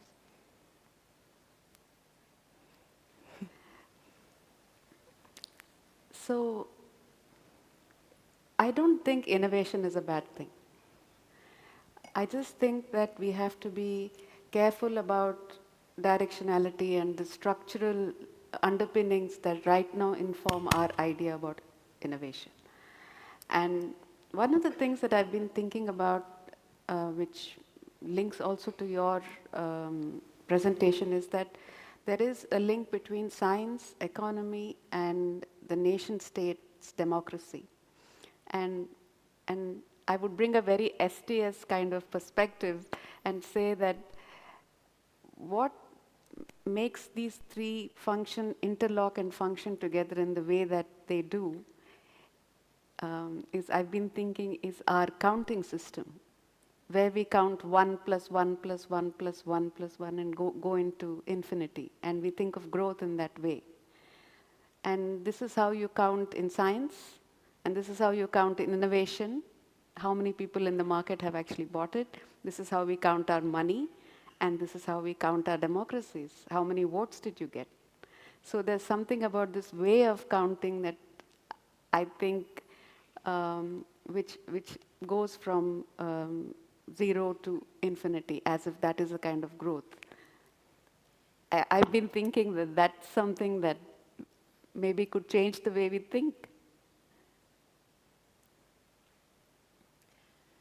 May I? Yeah. Please. I think I'll add to that. So you mentioned, if I might first, because you mentioned the human, I did speak to the human toll of violence, but of course, one can work on degrowth and demilitarization through the climate angle. The fossil fuel industry, militarism, violence are deeply, deeply connected with one another. war is also devastating for the climate. Recently, I was heartened to see after pressure from different groups, Greta Thunberg took a really strong stance, anti-war stance, and there's been years of trying to bridge the anti-proliferation movements with the climate movements. Military emissions are really poorly understood. It's estimated that approximately 5% of global emissions can be attributed to militaries, and that's excluding wartime. That's just the maintenance of militaries. And if we think of that way, the Pentagon, with the size of the US military and all of its bases, is probably one of the, if not the largest emitters on an annual basis. So on that said, but returning to the question of post-innovation, I had the pleasure of studying a course in my master's with Peter Victor, who's, many of you might know, an environmental economist, was based at York University in Canada. And I remember him speaking and presenting some of his modeling. And at that time, he worked on what he called no growth or zero growth models. And what he showed is that bringing economic growth in industrialized nations down to zero, GDP down to kind of a constant, reducing it to zero, would have a few different consequences. One of them is health and well-being raises the well-being of society. One of them is that employment rises. But another one is that research and development decreases. And so I think that really, for me, struck me when I was an early grad student, is this, not so much the effect on innovation of reducing growth, but the health and well-being, employment rising. And I think that really problematizes for us or challenges us, and including things like dual-use technologies or companies that produce airplanes but also bombs, and using similar technologies and guidance systems and things like that. It really challenges us to think, I think, more deeply and more specifically about innovation. And I don't know that I have the answers around directionality, but certainly I would like, from a normative perspective, would like to see a world without war. And I think the degrowth community, which through its various intellectual traditions, but also the kind of activist orientation that many people have, and the normative position of exploring alternative, healthier, better futures for all, is a place where those links can be better articulated and, importantly, challenged. Yeah, that's interesting. Especially, I mean, of course, from through the lens of economic sort of analysis, we get to degrowth or a steady state, and innovation decreases. But I think that this is unsurprising when innovation in itself we construct as this entity that's necessary for growth, right? So how it's being measured, how it's being conceived, falls within those limits. And then sort of, I think that what Annapurna is challenging us to look at isn't necessarily getting rid of innovation, as you've said, but rethinking what we can mean by innovation, right? Or I would argue maybe looking outside of innovation as our primary means of thinking about how we create knowledge, what useful knowledge in the world is, what it means to be doing research and development of what and under which metrics, right? Can I just Please. respond to that Yeah. quickly? Because one of the earlier speakers was mentioning how degrowth can't be easily expropriated because it directly challenges growth. But this preoccupation with innovation, I'm just gonna, just throw it out there, and I'm not the first to say it, but does it not risk slipping growth through the back door?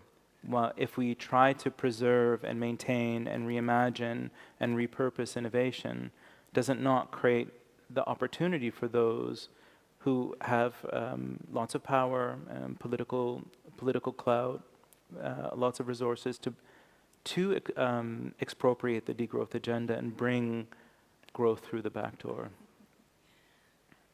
Or the back door, yeah. Indeed. I promised. Yeah. Sorry. No, go ahead. I think that the organic food movement, in a way, has done something about this. That you are now careful about what you want to put in your mouth. And even if someone says it's vegan or it's sustainable or you'd rather see for yourself if it is. And then lots of people are actually growing this stuff themselves.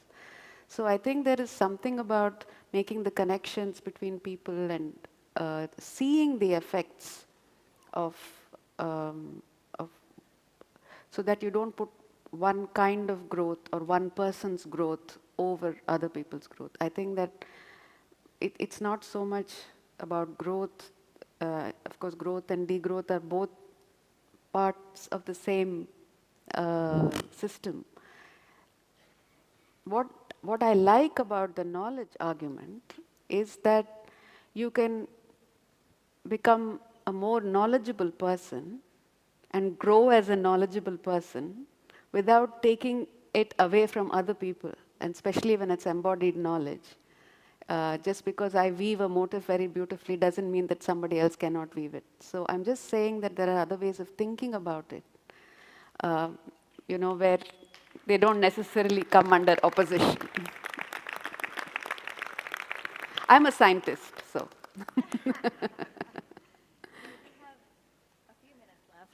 And I promised to let people in the audience perhaps raise questions or intervene. We have one burning question at least over here. Do we have a microphone that we can provide?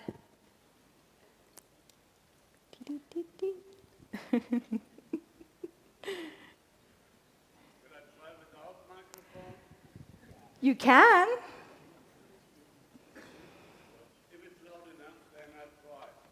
Okay. I have two elements in that to ask you for. The first thing is the whole discussion. You have a mic. The whole discussion about innovation is strongly focused on technological innovation. But there is no technological innovation without social innovation. Think how the smartphone has changed communication behavior. The question for me is, what do we want? Which shape of society do we want, and how do we make sure that not technology, but the social demands, the social innovation are in the driving seat? That's one point. The second point is, if you have a new layer of innovative goods you put on top on what you have, then you're changing the top 2%. So my question then is, how do we get rid of the 98%? So we need ex-innovation, much more than innovation. We need innovation as replacement and not as an add-on. And then comes the question of the social innovation again. If you tell people, we offer you something new, they usually accept it. But if you tell people, we want to take away the following things and replace that with something which is more sustainable, then you have the protest on the street. So how do we manage these social innovation to get ex-innovation done? Thank you.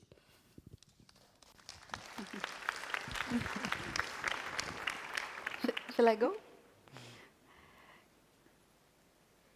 I'm a strong believer in social innovation and NGOs and social movements.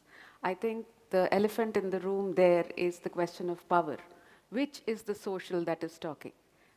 There is no technological without the social, as we've heard.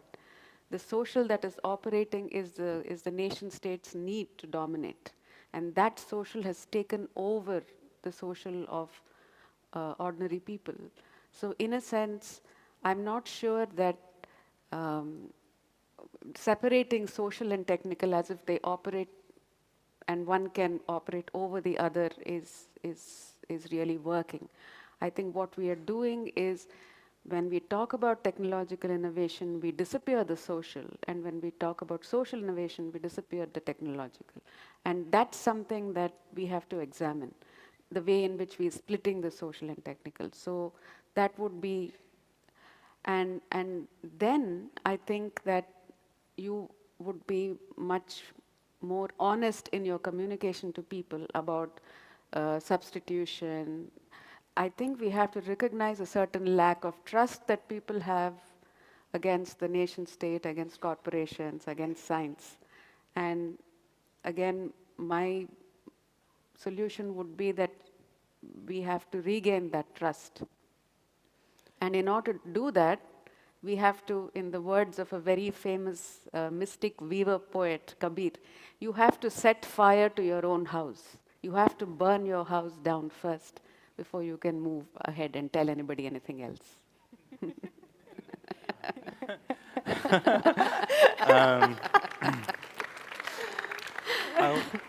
I'll just add, I think, quickly to that. Thank you for the question. It raises many thoughts, but one that I will add, I think, is regulation, regulation and policy, and that can come through states or supranational policy and regulation. But I do think the ex-novation, of course, I think is really quite important, and in fact, a lot of corporations use it as strategy. Either they get rid of technologies that they're using, or they standardize them and normalize them and stop innovating. So they say, we are no longer focusing our resources to innovate here. They become standardized or normalized. But I think for those technologies that cause harm, I think we do need strong regulation and policy making. And I think that's where I would leave it at. But thanks for the question. Okay, so I don't know, because we are out of time. I have another question here. It depends on if Mario wants to discipline me into leaving the stage immediately.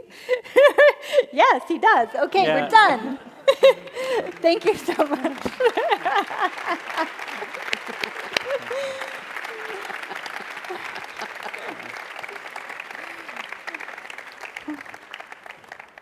It's good to see that the European values still prevail on time.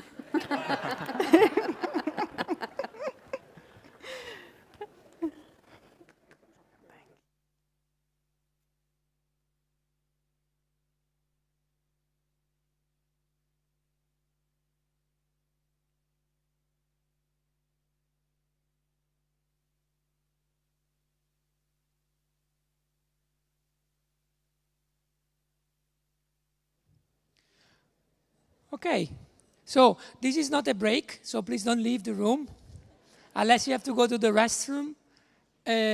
We move on, just a couple of minutes to set the mic to the next dialogue. It will be chaired by Alexandra Köves. I hope that I pronounce correctly. Yeah, so bear with us just 1 minute. We are setting the mics.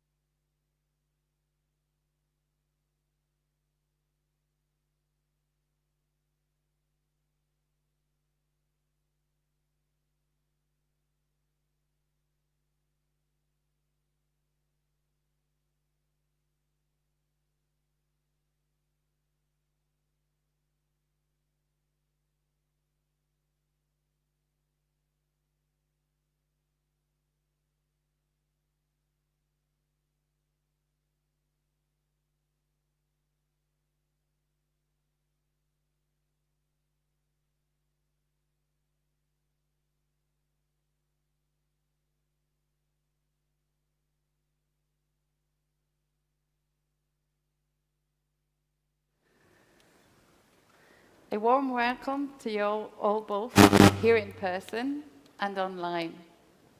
I am your host, Alexandra Köves, and you're listening to a plenary roundtable discussion at the 10th International Degrowth and 15th European Society for Ecological Economics Conference in Pontevedra.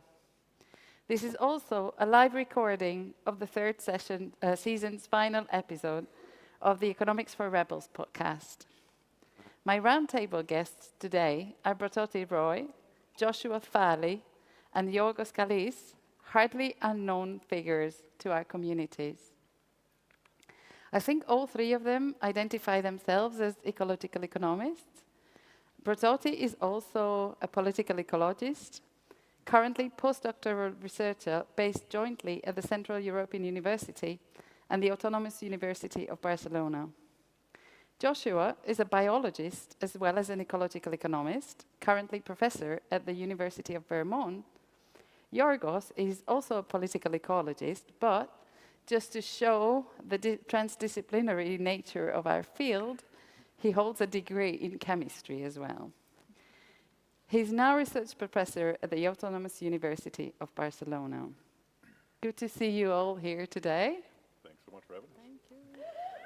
Thank you.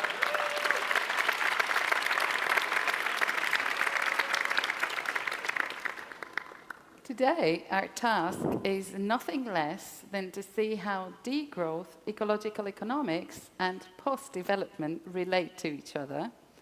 And we have less than an hour for that. While all three of the guests know a lot about all three of the fields, we decided to split the fields up so that one of them can represent the perspectives of one field. Of course, I will not be too strict on that, but we'll try and follow this. So degrowth is going to be represented by Giorgos. Brototi will represent post-development, and Joshua ecological economics. So some of the participants here might actually be here for the first time at such an event. And maybe some of our listeners will be listening for the first time. And so I'd like to start with a kind of short overview of these three fields.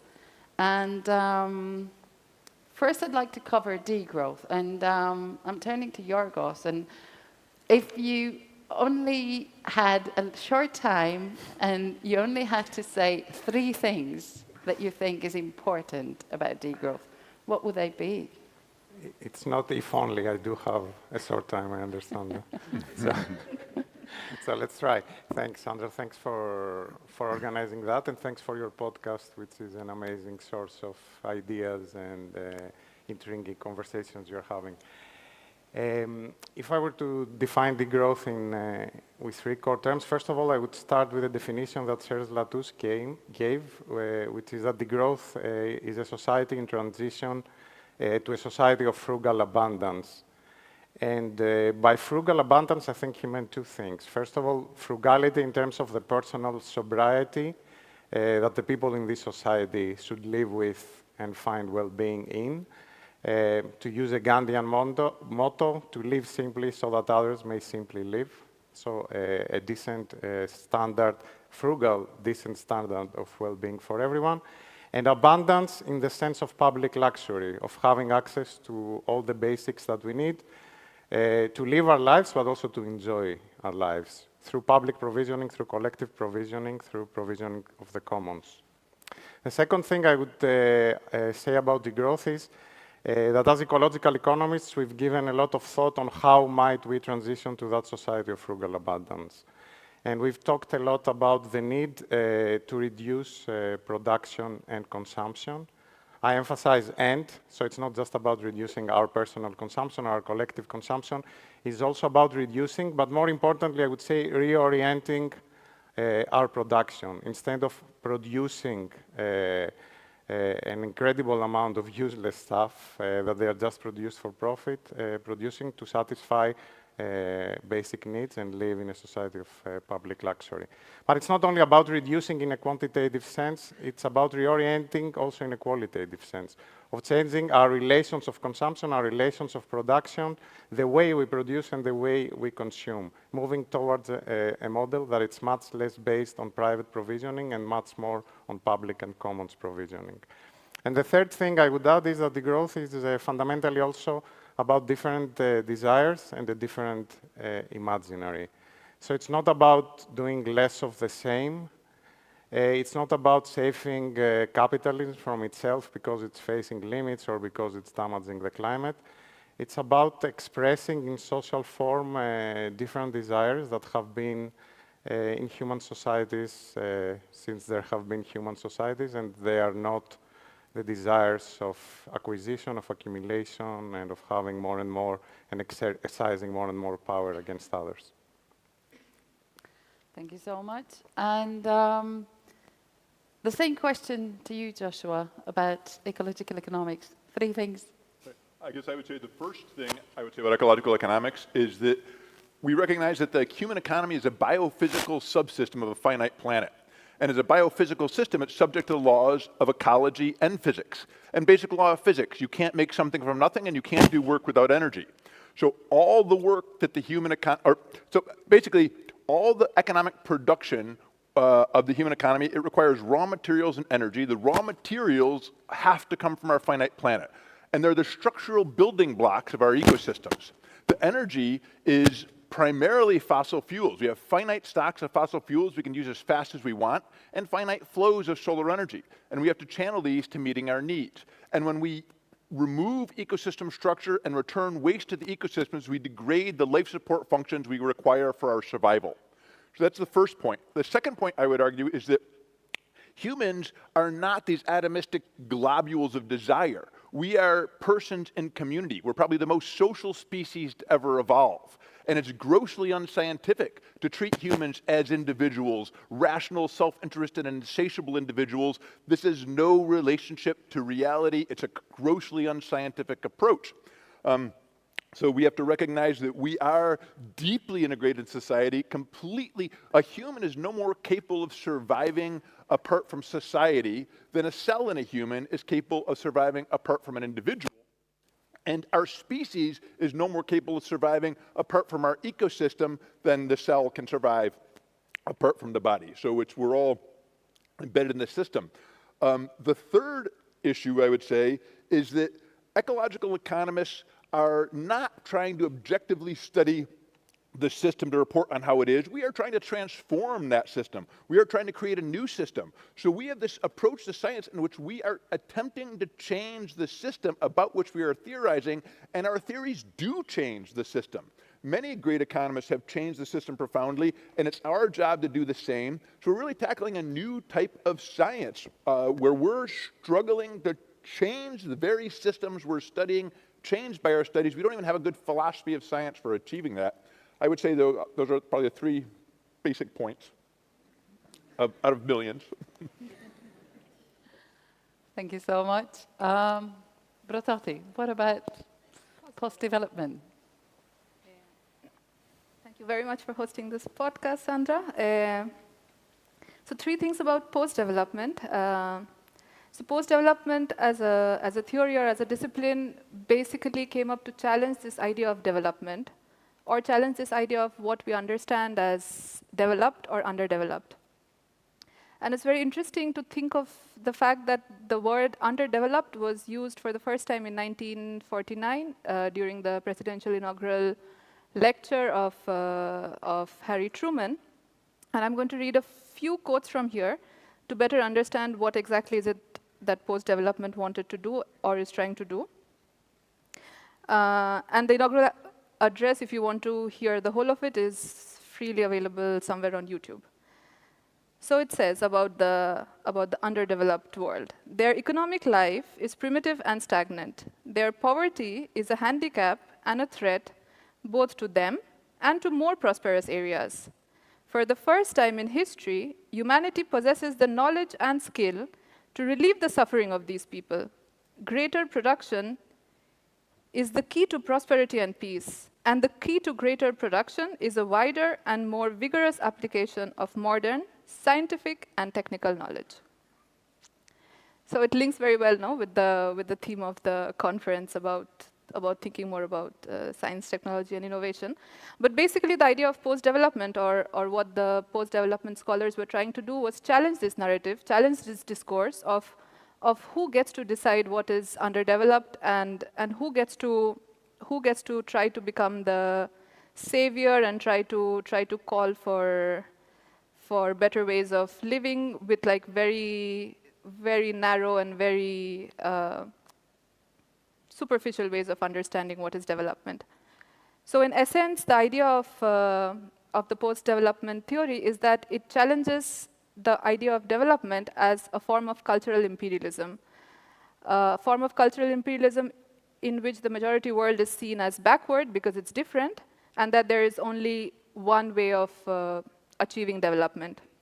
And the reason why it connects this cultural imperialism, like what was the need for having this cultural imperialistic idea, was that it serves the Western economic interest.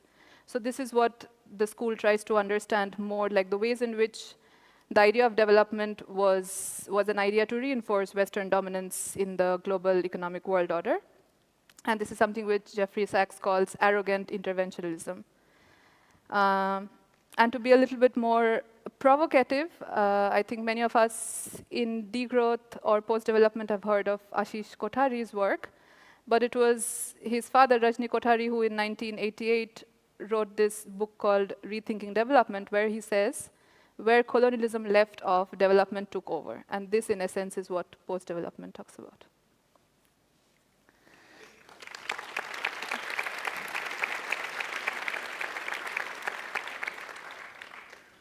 Thank you, Brototi. Before going into the interrelatedness of these fields, I think it's important to understand how these fields evolved and what's the history behind them. What do you think were the crucial stages in the development of these fields? Joshua. Well, I would, speaking for ecological economics, I think it's interesting that Adam Smith recognized that progress had to come to an end, this idea that economic growth could not continue forever. He saw that as a problem. Shortly thereafter, John Stuart Mill came to the same conclusion, but saw it as actually as a really desirable end. We could stop thinking about just getting by and meeting our material needs and instead dedicate our resources to what really makes life worthwhile, to the social relationships, the arts, the building humanity. And John Maynard Keynes recognized the same thing. So these ideas have been around for a long time. I think Herman Daly in his 1968 work, Economics as a Life Science, laid out a lot of the basics of ecological economics. And this is around the same time that Rachel Carson and Donella Meadows and the Limits to Growth group were working. And Georgescu Roygan is, kind of the pioneer of degrowth and ecological economics, really establishing the idea about entropy is the fundamental principle affecting economics, that disorder increases. Every time we use something, we leave something disordered and useless. So I think these are some of the intellectual foundations. Kenneth Boulding helped, and then there was a big effort, and Inga Ropke has written the best about this, identified it best, where many Europeans, Americans, and others came together to figure out how to create this new field, recognizing the biophysical limits to our finite planet and the need to focus on sustainability and justice over market growth. And I think they came together actually in Barcelona, came up with the name of the field.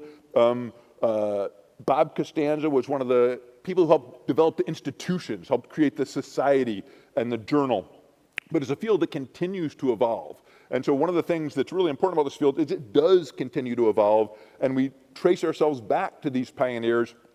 But if we ever try to stick with their ideas without developing, without expanding on them as the world evolves, we would be at a dead end. We're really an evolutionary field and have to change our theories as the system changes.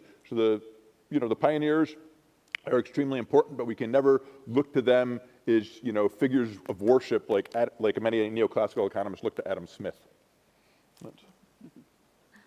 Thank you. What about post-development? So post-development, The term post-development was first used in 1991 at an international colloquium in Switzerland, in Geneva. But people had been talking about questioning development or rethinking development from much before. But it was in the early 1990s that the field, let's say, kind of really became more solidified. And there were two key books in the early 90s. There was the Development Dictionary, which was edited by Wolfgang Sachs. And there was the book by Arturo Escobar called Encountering Development, which kind of started being more critical to this idea of development and to being more critical about what are the different, Arturo Escobar called it the development industry. So what are the different institutions, what are the different policies, who are the different people who are benefiting from this idea of development, and whether is it actually percolating to the larger society.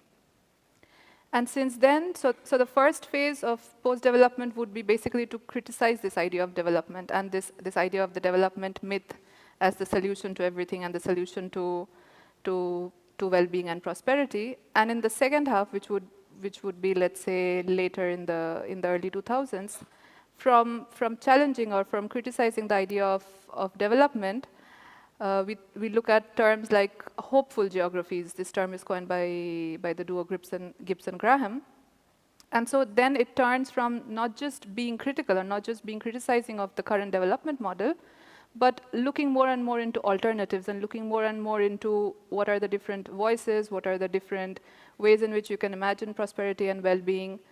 And one of the key ways to think of this transition would be like going from criticism towards alternatives. So what post-development as a field talks about is not alternative development models, but rather alternatives to development.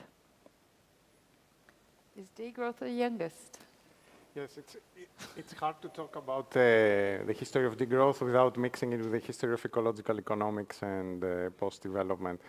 And it's always an act of defining something when you start telling its history. So as I wrote in a book, as new people come to the community, they can write also different histories of where degrowth started and who are the mothers or the fathers of the movement. This is always in flux. I don't think it's something fixed in stone. No? Histories are to be rewritten. But that's my own recollection of the history is very close to what Vincent said in the opening session presenting the International Degrowth Network. One might want to start from the movement for degrowth, for the croissants, apologies for my terrible French accent, in the city of Lyon and elsewhere in France towards the end of the 1990s. But it's important to see this movement, that it was more of a grassroots movement, of an ecological anti-globalization movement, how they mobilized ideas and a term that was coming from the most difficult to read actual ecological economics possible, which is Nicholas Georgescu-Roegen, which is quite a thick science and economic theory. And they took a term that had been translated, a term that Georgescu-Roegen hadn't used, but with which a collection of his essays was translated in France, degrowth, and they made it a political slogan, a movement slogan. This was end of the 90s. Then academics, French academics, start coming into this debate. Very important is the work of Serge Latouche. Serge Latouche, again, to see where he's coming from the post-development school. He was one of the authors of the Development Dictionary that Brototi talked about. He was working in Africa and Southeast Asia and criticizing the model of international development exported by France and other colonial powers to the global south. So he came from a critique to the global south, and he brought this critique of the global south and he linked it with this emerging grassroots movement that was mobilizing ecological economics. So you see there the three things that together came and formed degrowth: activist science, ecological economics, critique to development. The other important milestone in the development of the movement, of course, is the beginning of the conferences, which one of these is the one you see here. I think it's the moment degrowth and decroissance becomes degrowth, because it arrives to the scientific world, which uses English, so it arrives also to the Anglo-Saxon world. First conference is 2008 in Paris. Second conference is 2010 in Barcelona, that some of us that we were at the time in Barcelona, a little bit younger than now, came together and organized this event where I think we also, again, made the new connection between ecological economics, because most of us were ecological economists, and degrowth, with a little bit of the Spanish, Latino, Latin American turn, which was our type of ecological economics, which was looking a lot in the tradition of Joan Martinez Alier on ecological distribution conflicts, environmental justice, environmentalism of the poor, so another dimension of ecological economics that was there. Since then, the movement has been evolving, and we can talk for hours how it has been evolving, but I think it's a sign of vitality and relevance that it has been evolving. Can we go on with these thoughts? Because the way you're speaking, it seems that they're so interrelated that it's hard to distinguish them. So let's now focus on this interrelationship. Can degrowth exist without ecological economics or post-development, or it can't? No, I think it can't. I mean, we're going to talk also about differences, I assume, but let me say on that ecological economics and post-development are the foundations of degrowth. So I understand, and I use ecological economics as the theory, the economic theory, through which we can build models, think of policies, think of the politics of this transition to a society of frugal abundance that I talked about. So ecological economics gives us the vocabulary, and gives us also the tools, because ecological economists have been developing, especially the last years, very important modeling and ecological macroeconomic modeling tools that they can help us think about the economic aspects of this transition without having to use the idiom of mainstream economics or even of heterodox economics that in many ways are growth-centric, so they are not fit for what we want to do when we start thinking about the growth. And post-development, of course, is, again, fundamental. It's the other side, I would say, of the coin, because it keeps on the table the very important question that this is not about just the same goals done differently, sustainable development done differently with better economics or better technical tools. It's also about aligning different visions of the type of worlds we want to live, different visions that come from different traditions from different parts of the world, and to thinking that what we want is something different. I think the fundamental contribution of post-development is that by criticizing the one-way future of Western type of development, it opens this pluriverse of different desires. I'm turning to Joshua. Is there an ecological economics without degrowth and post-development? Yeah, I mean, I look at, for our movements to succeed, for our fields to succeed, we really need a science, a practice, and a movement. And I think that ecological economics, really help develop solid scientific foundations. And in terms of practice, I think it recognizes a transdisciplinary field that the problems and challenges we address determine what tools and methods are required. Whereas conventional economics, I was taught as an economist that I was learning one set of methods to apply to every problem.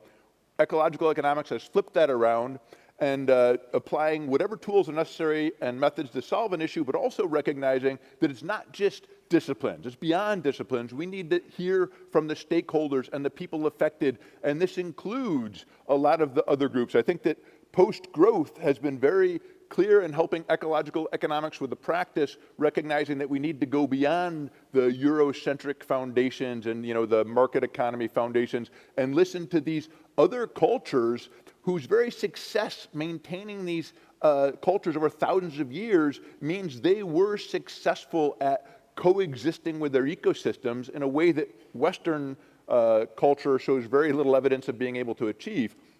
So I think that post-growth has really enriched the practice of ecological economics, and degrowth, I think it's very evident in this crowd here and what's been happening in this city, and degrowth is the movement we desperately needed to transform ecological economics into something applied and meaningful. And so I really look at the three as incredibly synergistic. And as I said before, we're an evolving field, and as we have learned more about the failures of our capitalism and our current economic system, we really need to develop these alternatives. And I kind of see ecological economics as having come first, but post-growth or post-development and degrowth is being, the absolutely essential contributions to the field. So I really do see us as extremely unified. Thank you. Could post-development happen without degrowth or without ecological economics? Well, so post-growth, so the ideas of post-growth, so what Giorgos was saying, no, it's kind of two sides of the same coin. Like you're criticizing the idea of growthmanship when you're talking about degrowth, and you're criticizing the idea of development and looking at the hidden meaning behind development. And so what post-growth does is also says that this development, and here you can think or link a little bit more to dependency theory, that you need these institutions of development, no? Development aid agencies or all the funding that goes into it, not for developing what you want to develop, but basically to feed into the Western capitalist system. So in this sense, there is a very, very strong link. And along with that, for example, the criticism of sustainable development, which you were mentioning, Joshua, it's also quite linked to how we understand the relation to development and what are the ways in which greenwashing is happening. So in that sense, I think these three fields or topics connect very well together. Post-development, along with this, also draws a lot from other fields. No, there is a lot of question about agency, knowledge, power. So it draws a lot from political ecology. It draws a lot from post-colonial theory, feminist theories. So this is, I think, for post-growth, it's more transdisciplinary in nature. So not just looking at different academic fields, but also looking at what are the different alternatives on ground. And so for sure, I think degrowth, post-development, and ecological economics go together, but then I would say maybe it needs to go beyond that, or it goes a bit broader than just that. Yeah. Let's look at the major differences then. What distinguishes these three fields from each other? Giorgos. Yes, I think on the one hand, I said that ecological economics is a strong foundation for thinking about the growth, but I would have to recognize that while this was the case for many of us who, when we first joined the growth debates and the growth conference and community, I think now it has expanded a lot because the community has expanded and many people coming from different traditions have joined the community, and I think also the debates have expanded. So I would say here that ecological economics remains a stepping stone for thinking around the growth in an economic and political sense. But I would say right now, and this is an observation with which I would say I'm in favor, I'm not, but I'm saying is also a fact, that there is a very strong presence of theories and ideas coming from feminist economics on the one hand, and also Marxist political economy on the other, eco-socialism. You might have heard the bestseller of Kohei Sato on the growth communism. So there are streams of ideas of economic thinking that I would say cannot be reduced anymore only to ecological economics. Although I think, in my view at least, in my understanding of ecological economics and of social ecological economics, they are very compatible. But I'm trying to do my own work now of putting these pieces together and thinking what is the economic theory, the ecological economic or political ecological economic theory underlying the growth these days. That's on the one hand.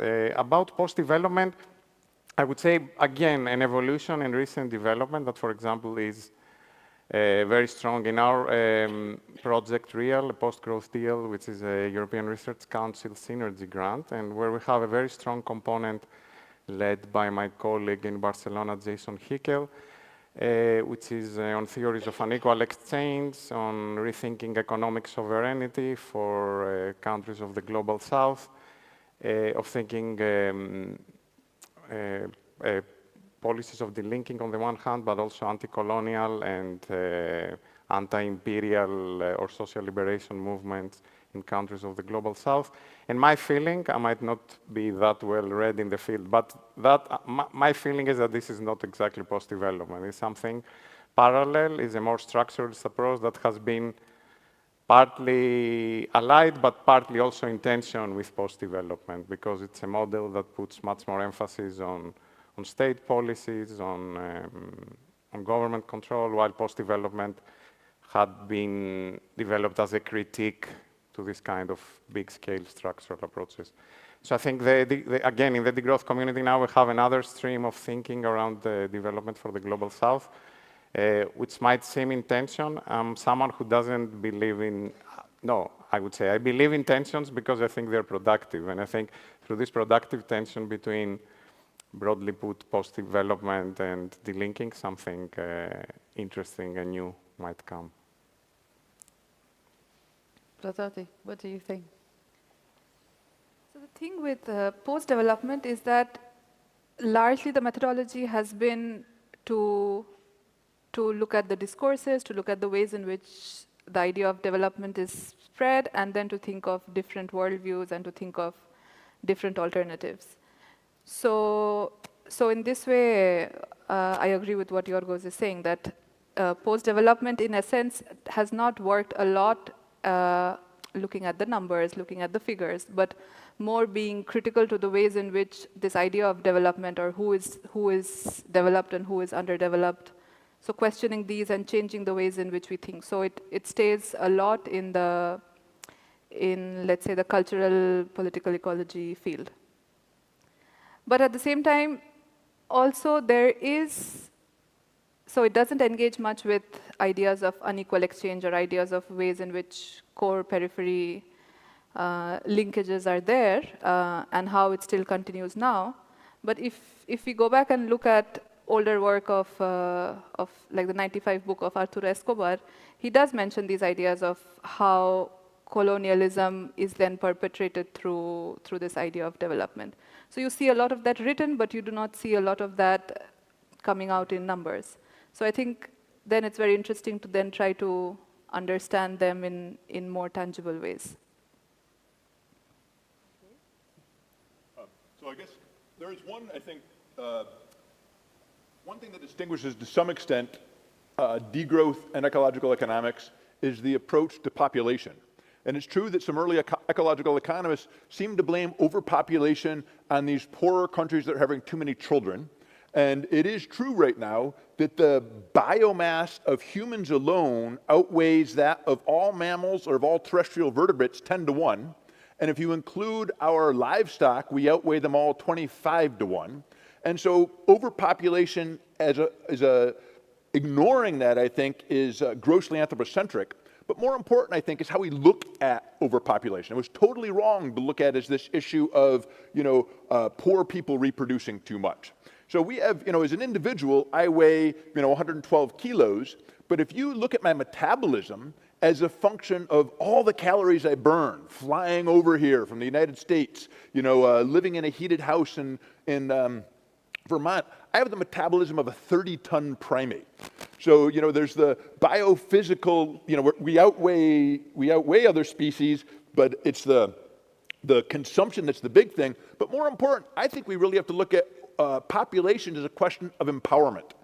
Throughout human history, the only time we have seen the poor become empowered is when populations fall. So like during the Black Death, 30% of Europeans died off, massive shift in power between the landowners and the owners of capital and the people. The people became far more powerful. Right now in the United States, property values are soaring, capital values are soaring. So as soon as our population starts to fall, then the demand for land starts to fall. The value of these assets starts to plunge. Suddenly we can transfer power in a huge way from the owners of capital to the people. So I don't think there is any country that wouldn't be better off with fewer people, and I think fewer people empowers the poor.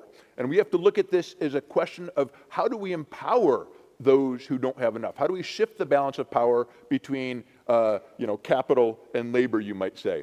And in terms of Post-development, to be honest, here I think the tables are a little bit turned. I think ecological economics, and this applies for degrowth as well, I think ecological economics was going down this road a little bit too much of looking at markets and estimating monetary values of ecosystem services, et cetera.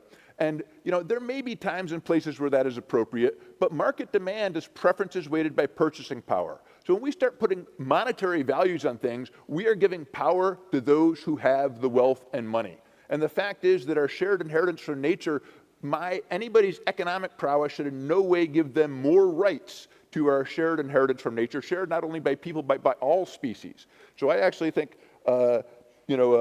degrowth and post-development have helped take ecological economics from potentially a wrong path and focus it more on, a broader worldview, other cultures, other ways of knowing. And just one more anecdote. I was at the convention, the conference of the parties and the convention on biological diversity a couple years ago. And after this, all these funders said, we're going to provide billions of dollars for biodiversity. And if you went to the GEF, the Global Environmental Facility of the World Bank, they were saying, yes, we're going to tailor these instruments to meet the needs of basically financial investors, not recognizing that the people who have preserved all the land, 85% of the planet's biodiversity and a disproportionate share of our carbon stocks are in the land managed by indigenous groups for millennia, and we're trying to force our economic system on them instead of asking them what type of economic system they have and how we could facilitate their efforts to continue maintaining all those resources upon which the whole world depends. So I think the fields we have some differences, but some of those differences I think have helped dramatically improve ecological economics.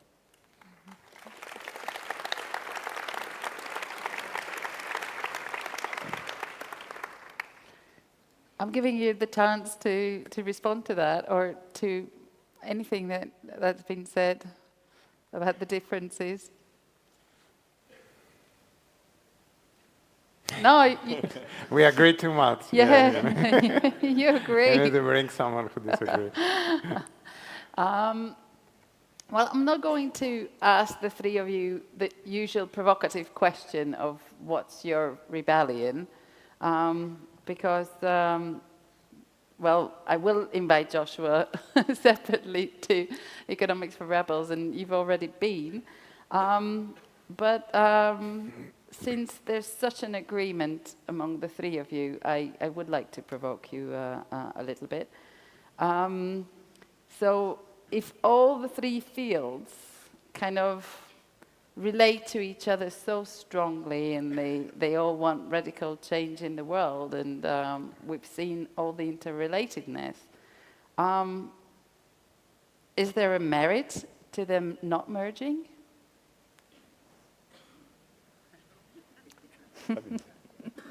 I could start. Yeah.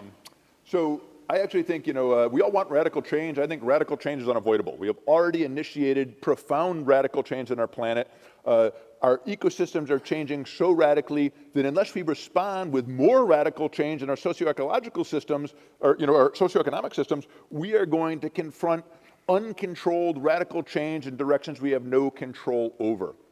And so with radical change set in motion, I look at any species in adapting to a changing ecosystem depends on genetic diversity. But humans are different. Humans, we don't evolve genetically anymore. We evolve culturally. 250,000 years ago, we were simple hunter-gatherers. Now that we dominate the planet, at least as certainly a physical presence, that has been through cultural evolution. So we need cultural diversity. And here's where I say, post-development has really exposed this cultural diversity. And whereas genetics flow mostly from parents to offspring in complex species, culture is a horizontal evolution. So I think it's really enriched the field, saying here are all these other alternatives we can look to as we confront this incredibly uncertain future. And and again, degrowth has really established what we want is secure sufficiency, there's well-being for all. And that is part of this radical changes we need. But what I would say, what I'm most afraid of, I would hate to live in have a community, an intellectual community or an activist community where it's based on ideological purity. We all walk in lockstep and agree with each other. No, we live in a dramatically changing system. The worst thing I ever want to be is in an echo chamber where everybody says and thinks the same things I do, and then we're stagnant. We're no better than neoclassical economics. We're more like a religion. So while I think we have this essential core unity, we want to continue to discuss and challenge each other's ideas so we can improve them. The stagnation of uniform thought is what I fear the most. And so while I look at degrowth, post-growth and degrowth as our close allies, I hope we always challenge each other and raise the big issues to make sure we make, we move forward and don't stagnate.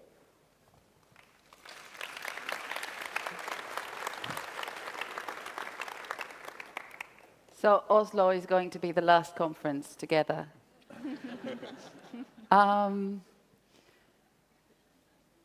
Brototi. I think I would also maybe like to add on why they haven't merged or why they shouldn't merge yet, or maybe as Joshua says, never know, to keep on challenging. Because it's also true that the ways in which both these ideas came up, although they came to, there was a lot of convergences, they still come from their specific histories and their specific needs. So post-development in itself came from a lot of activists and academics, largely from the majority world. And when we look at degrowth now, we see that largely it is being written in Europe. It is being written and theorized majorly by people in Western academia. And I think this is something which is always a fear, that if you try to get a field in which there are lots more people who are actually struggling and fighting for environmental justice movements or fighting against the destruction that these development ideologies cause you, you would not have so much time and liberty to be theorizing and writing and making, being in conferences like this, because the reality is different. So although they are very close to each other, I think still for strategic reasons and still for reasons of who gets a voice, because post-development also talks a lot about agency and power and whose knowledges count and whose knowledges don't count, it is good it is good not to be homogeneous in that sense.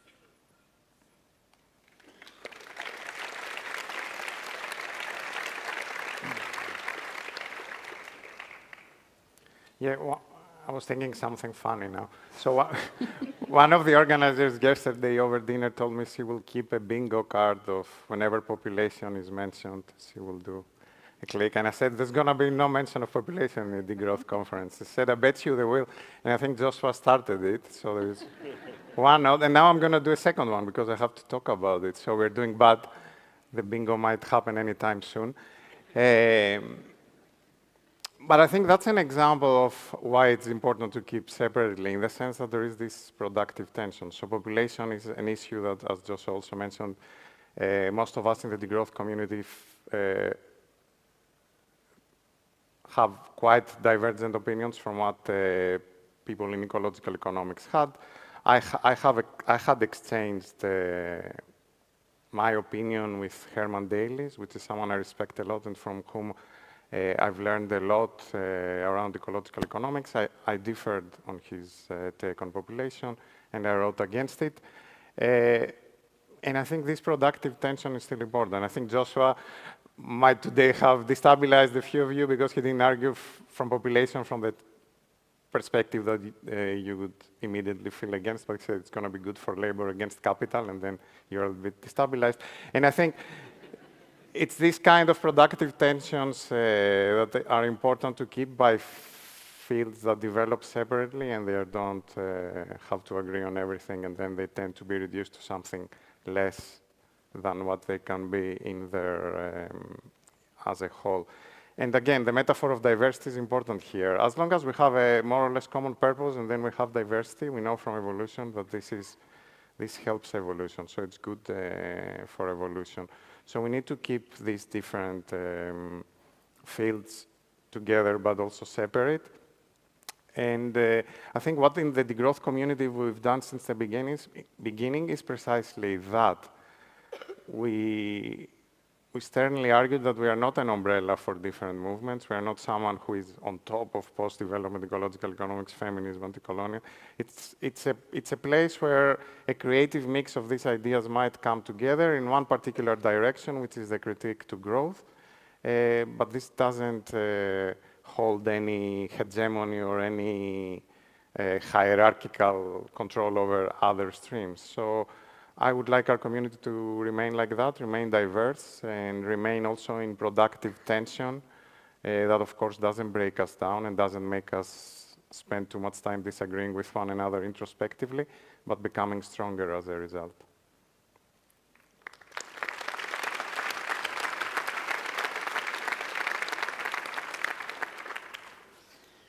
As we have a few minutes left, I'm going to ask you a question. You don't know what's going to be asked. So if the silence is too long, I can just ask Aidan to edit it out.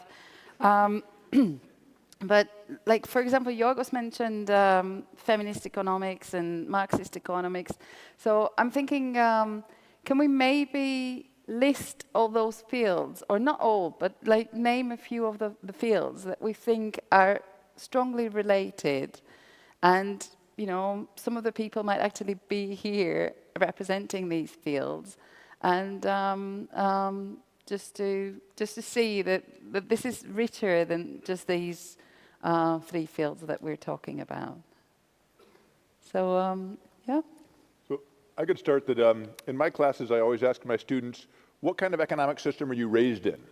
And they'll say capitalism, neoliberalism, and I'll say, oh, your parents charged you room and board? And no, the fact is all of us were raised in a system of reciprocity, love, affection, and it is still the dominant system out there, and we tend to deny it. It's the most important sector of our economy. So first of all, I think that this is one of these fields, and I think a lot of this is feminist economics, the idea is that, you know, the caring reciprocity economy, I think we have to pay a huge amount of attention to that. I think the idea of, you know, as Giorgos already mentioned, you know, the commons, the idea that we have this, you know, shared resources. I think more and more we should start thinking about what resources should be owned and managed collectively in common. And, you know, perhaps rather than, I don't think we can effectively theorize an entirely new system, but we can pluck elements from the old system and manage them differently.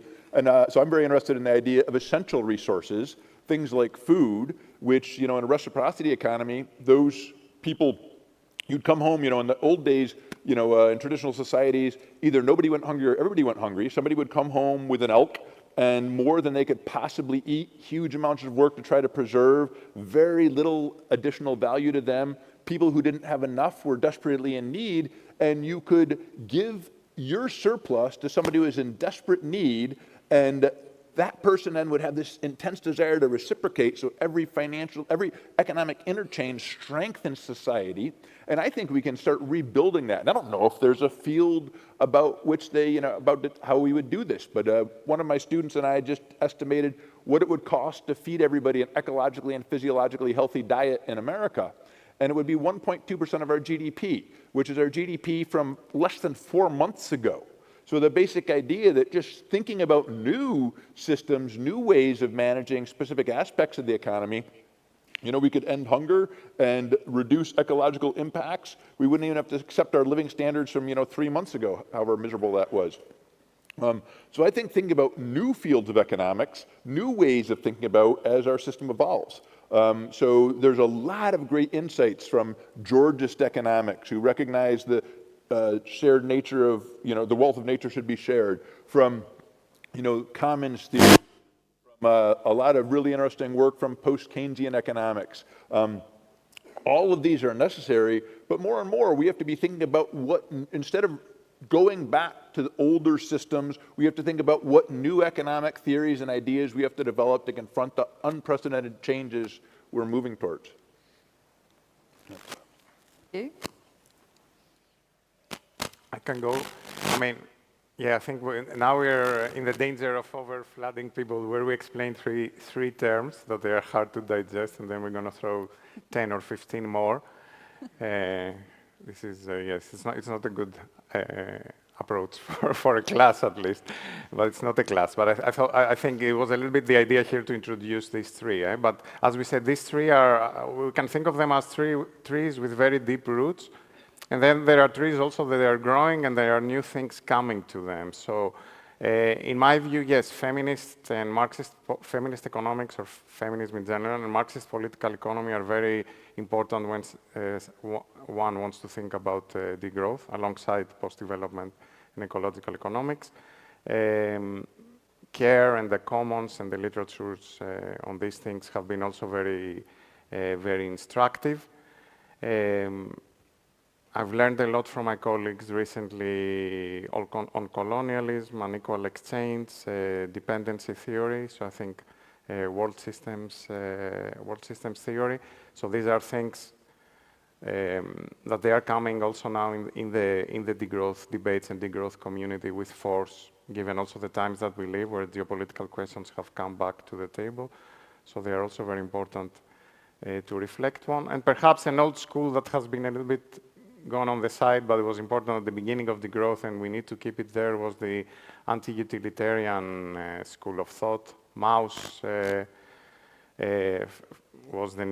Mauss was an anthropologist who wrote, some of you might know about the gift economy, but then was also the acronym of the anti-utilitarian movement in the social sciences based in France. You might know David Graeber as being the one foreigner in the group, in an otherwise French group. But it was generally an anthropological critique of the basis of Western civilization on the idea of utility, of personal interest, etc. A little bit of a more fundamental philosophical critique that it's important to keep now that the degrowth community is becoming much more and more interested in questions of political economy, policy, etc. To keep this cultural critique that also post-development is bringing is a fundamental challenge for us. I think for me, I think I'm very convinced that the only way to think about these things going forward is to do it in a transdisciplinary way. So to break all these boundaries of which discipline is bringing in what, but to come together, because and not just from disciplines, but from every walk of life. So activists, artists, city planners, like everyone coming together and thinking together, because here what we're talking about is fundamental to everyone. No, what are the ways in which we can reimagine the future, staying within planetary boundaries with equity and justice for all. So I think it's for me the way to go forward is to break a little bit more the disciplinary boundaries and bring different ideas and different ways of thinking and understanding together.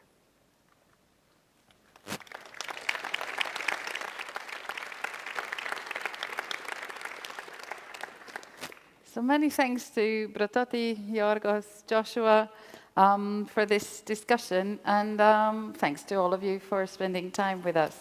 Those online, stay tuned with us for our next episode in Season 4, and to those here in person, have a wonderful time in Pontevedra.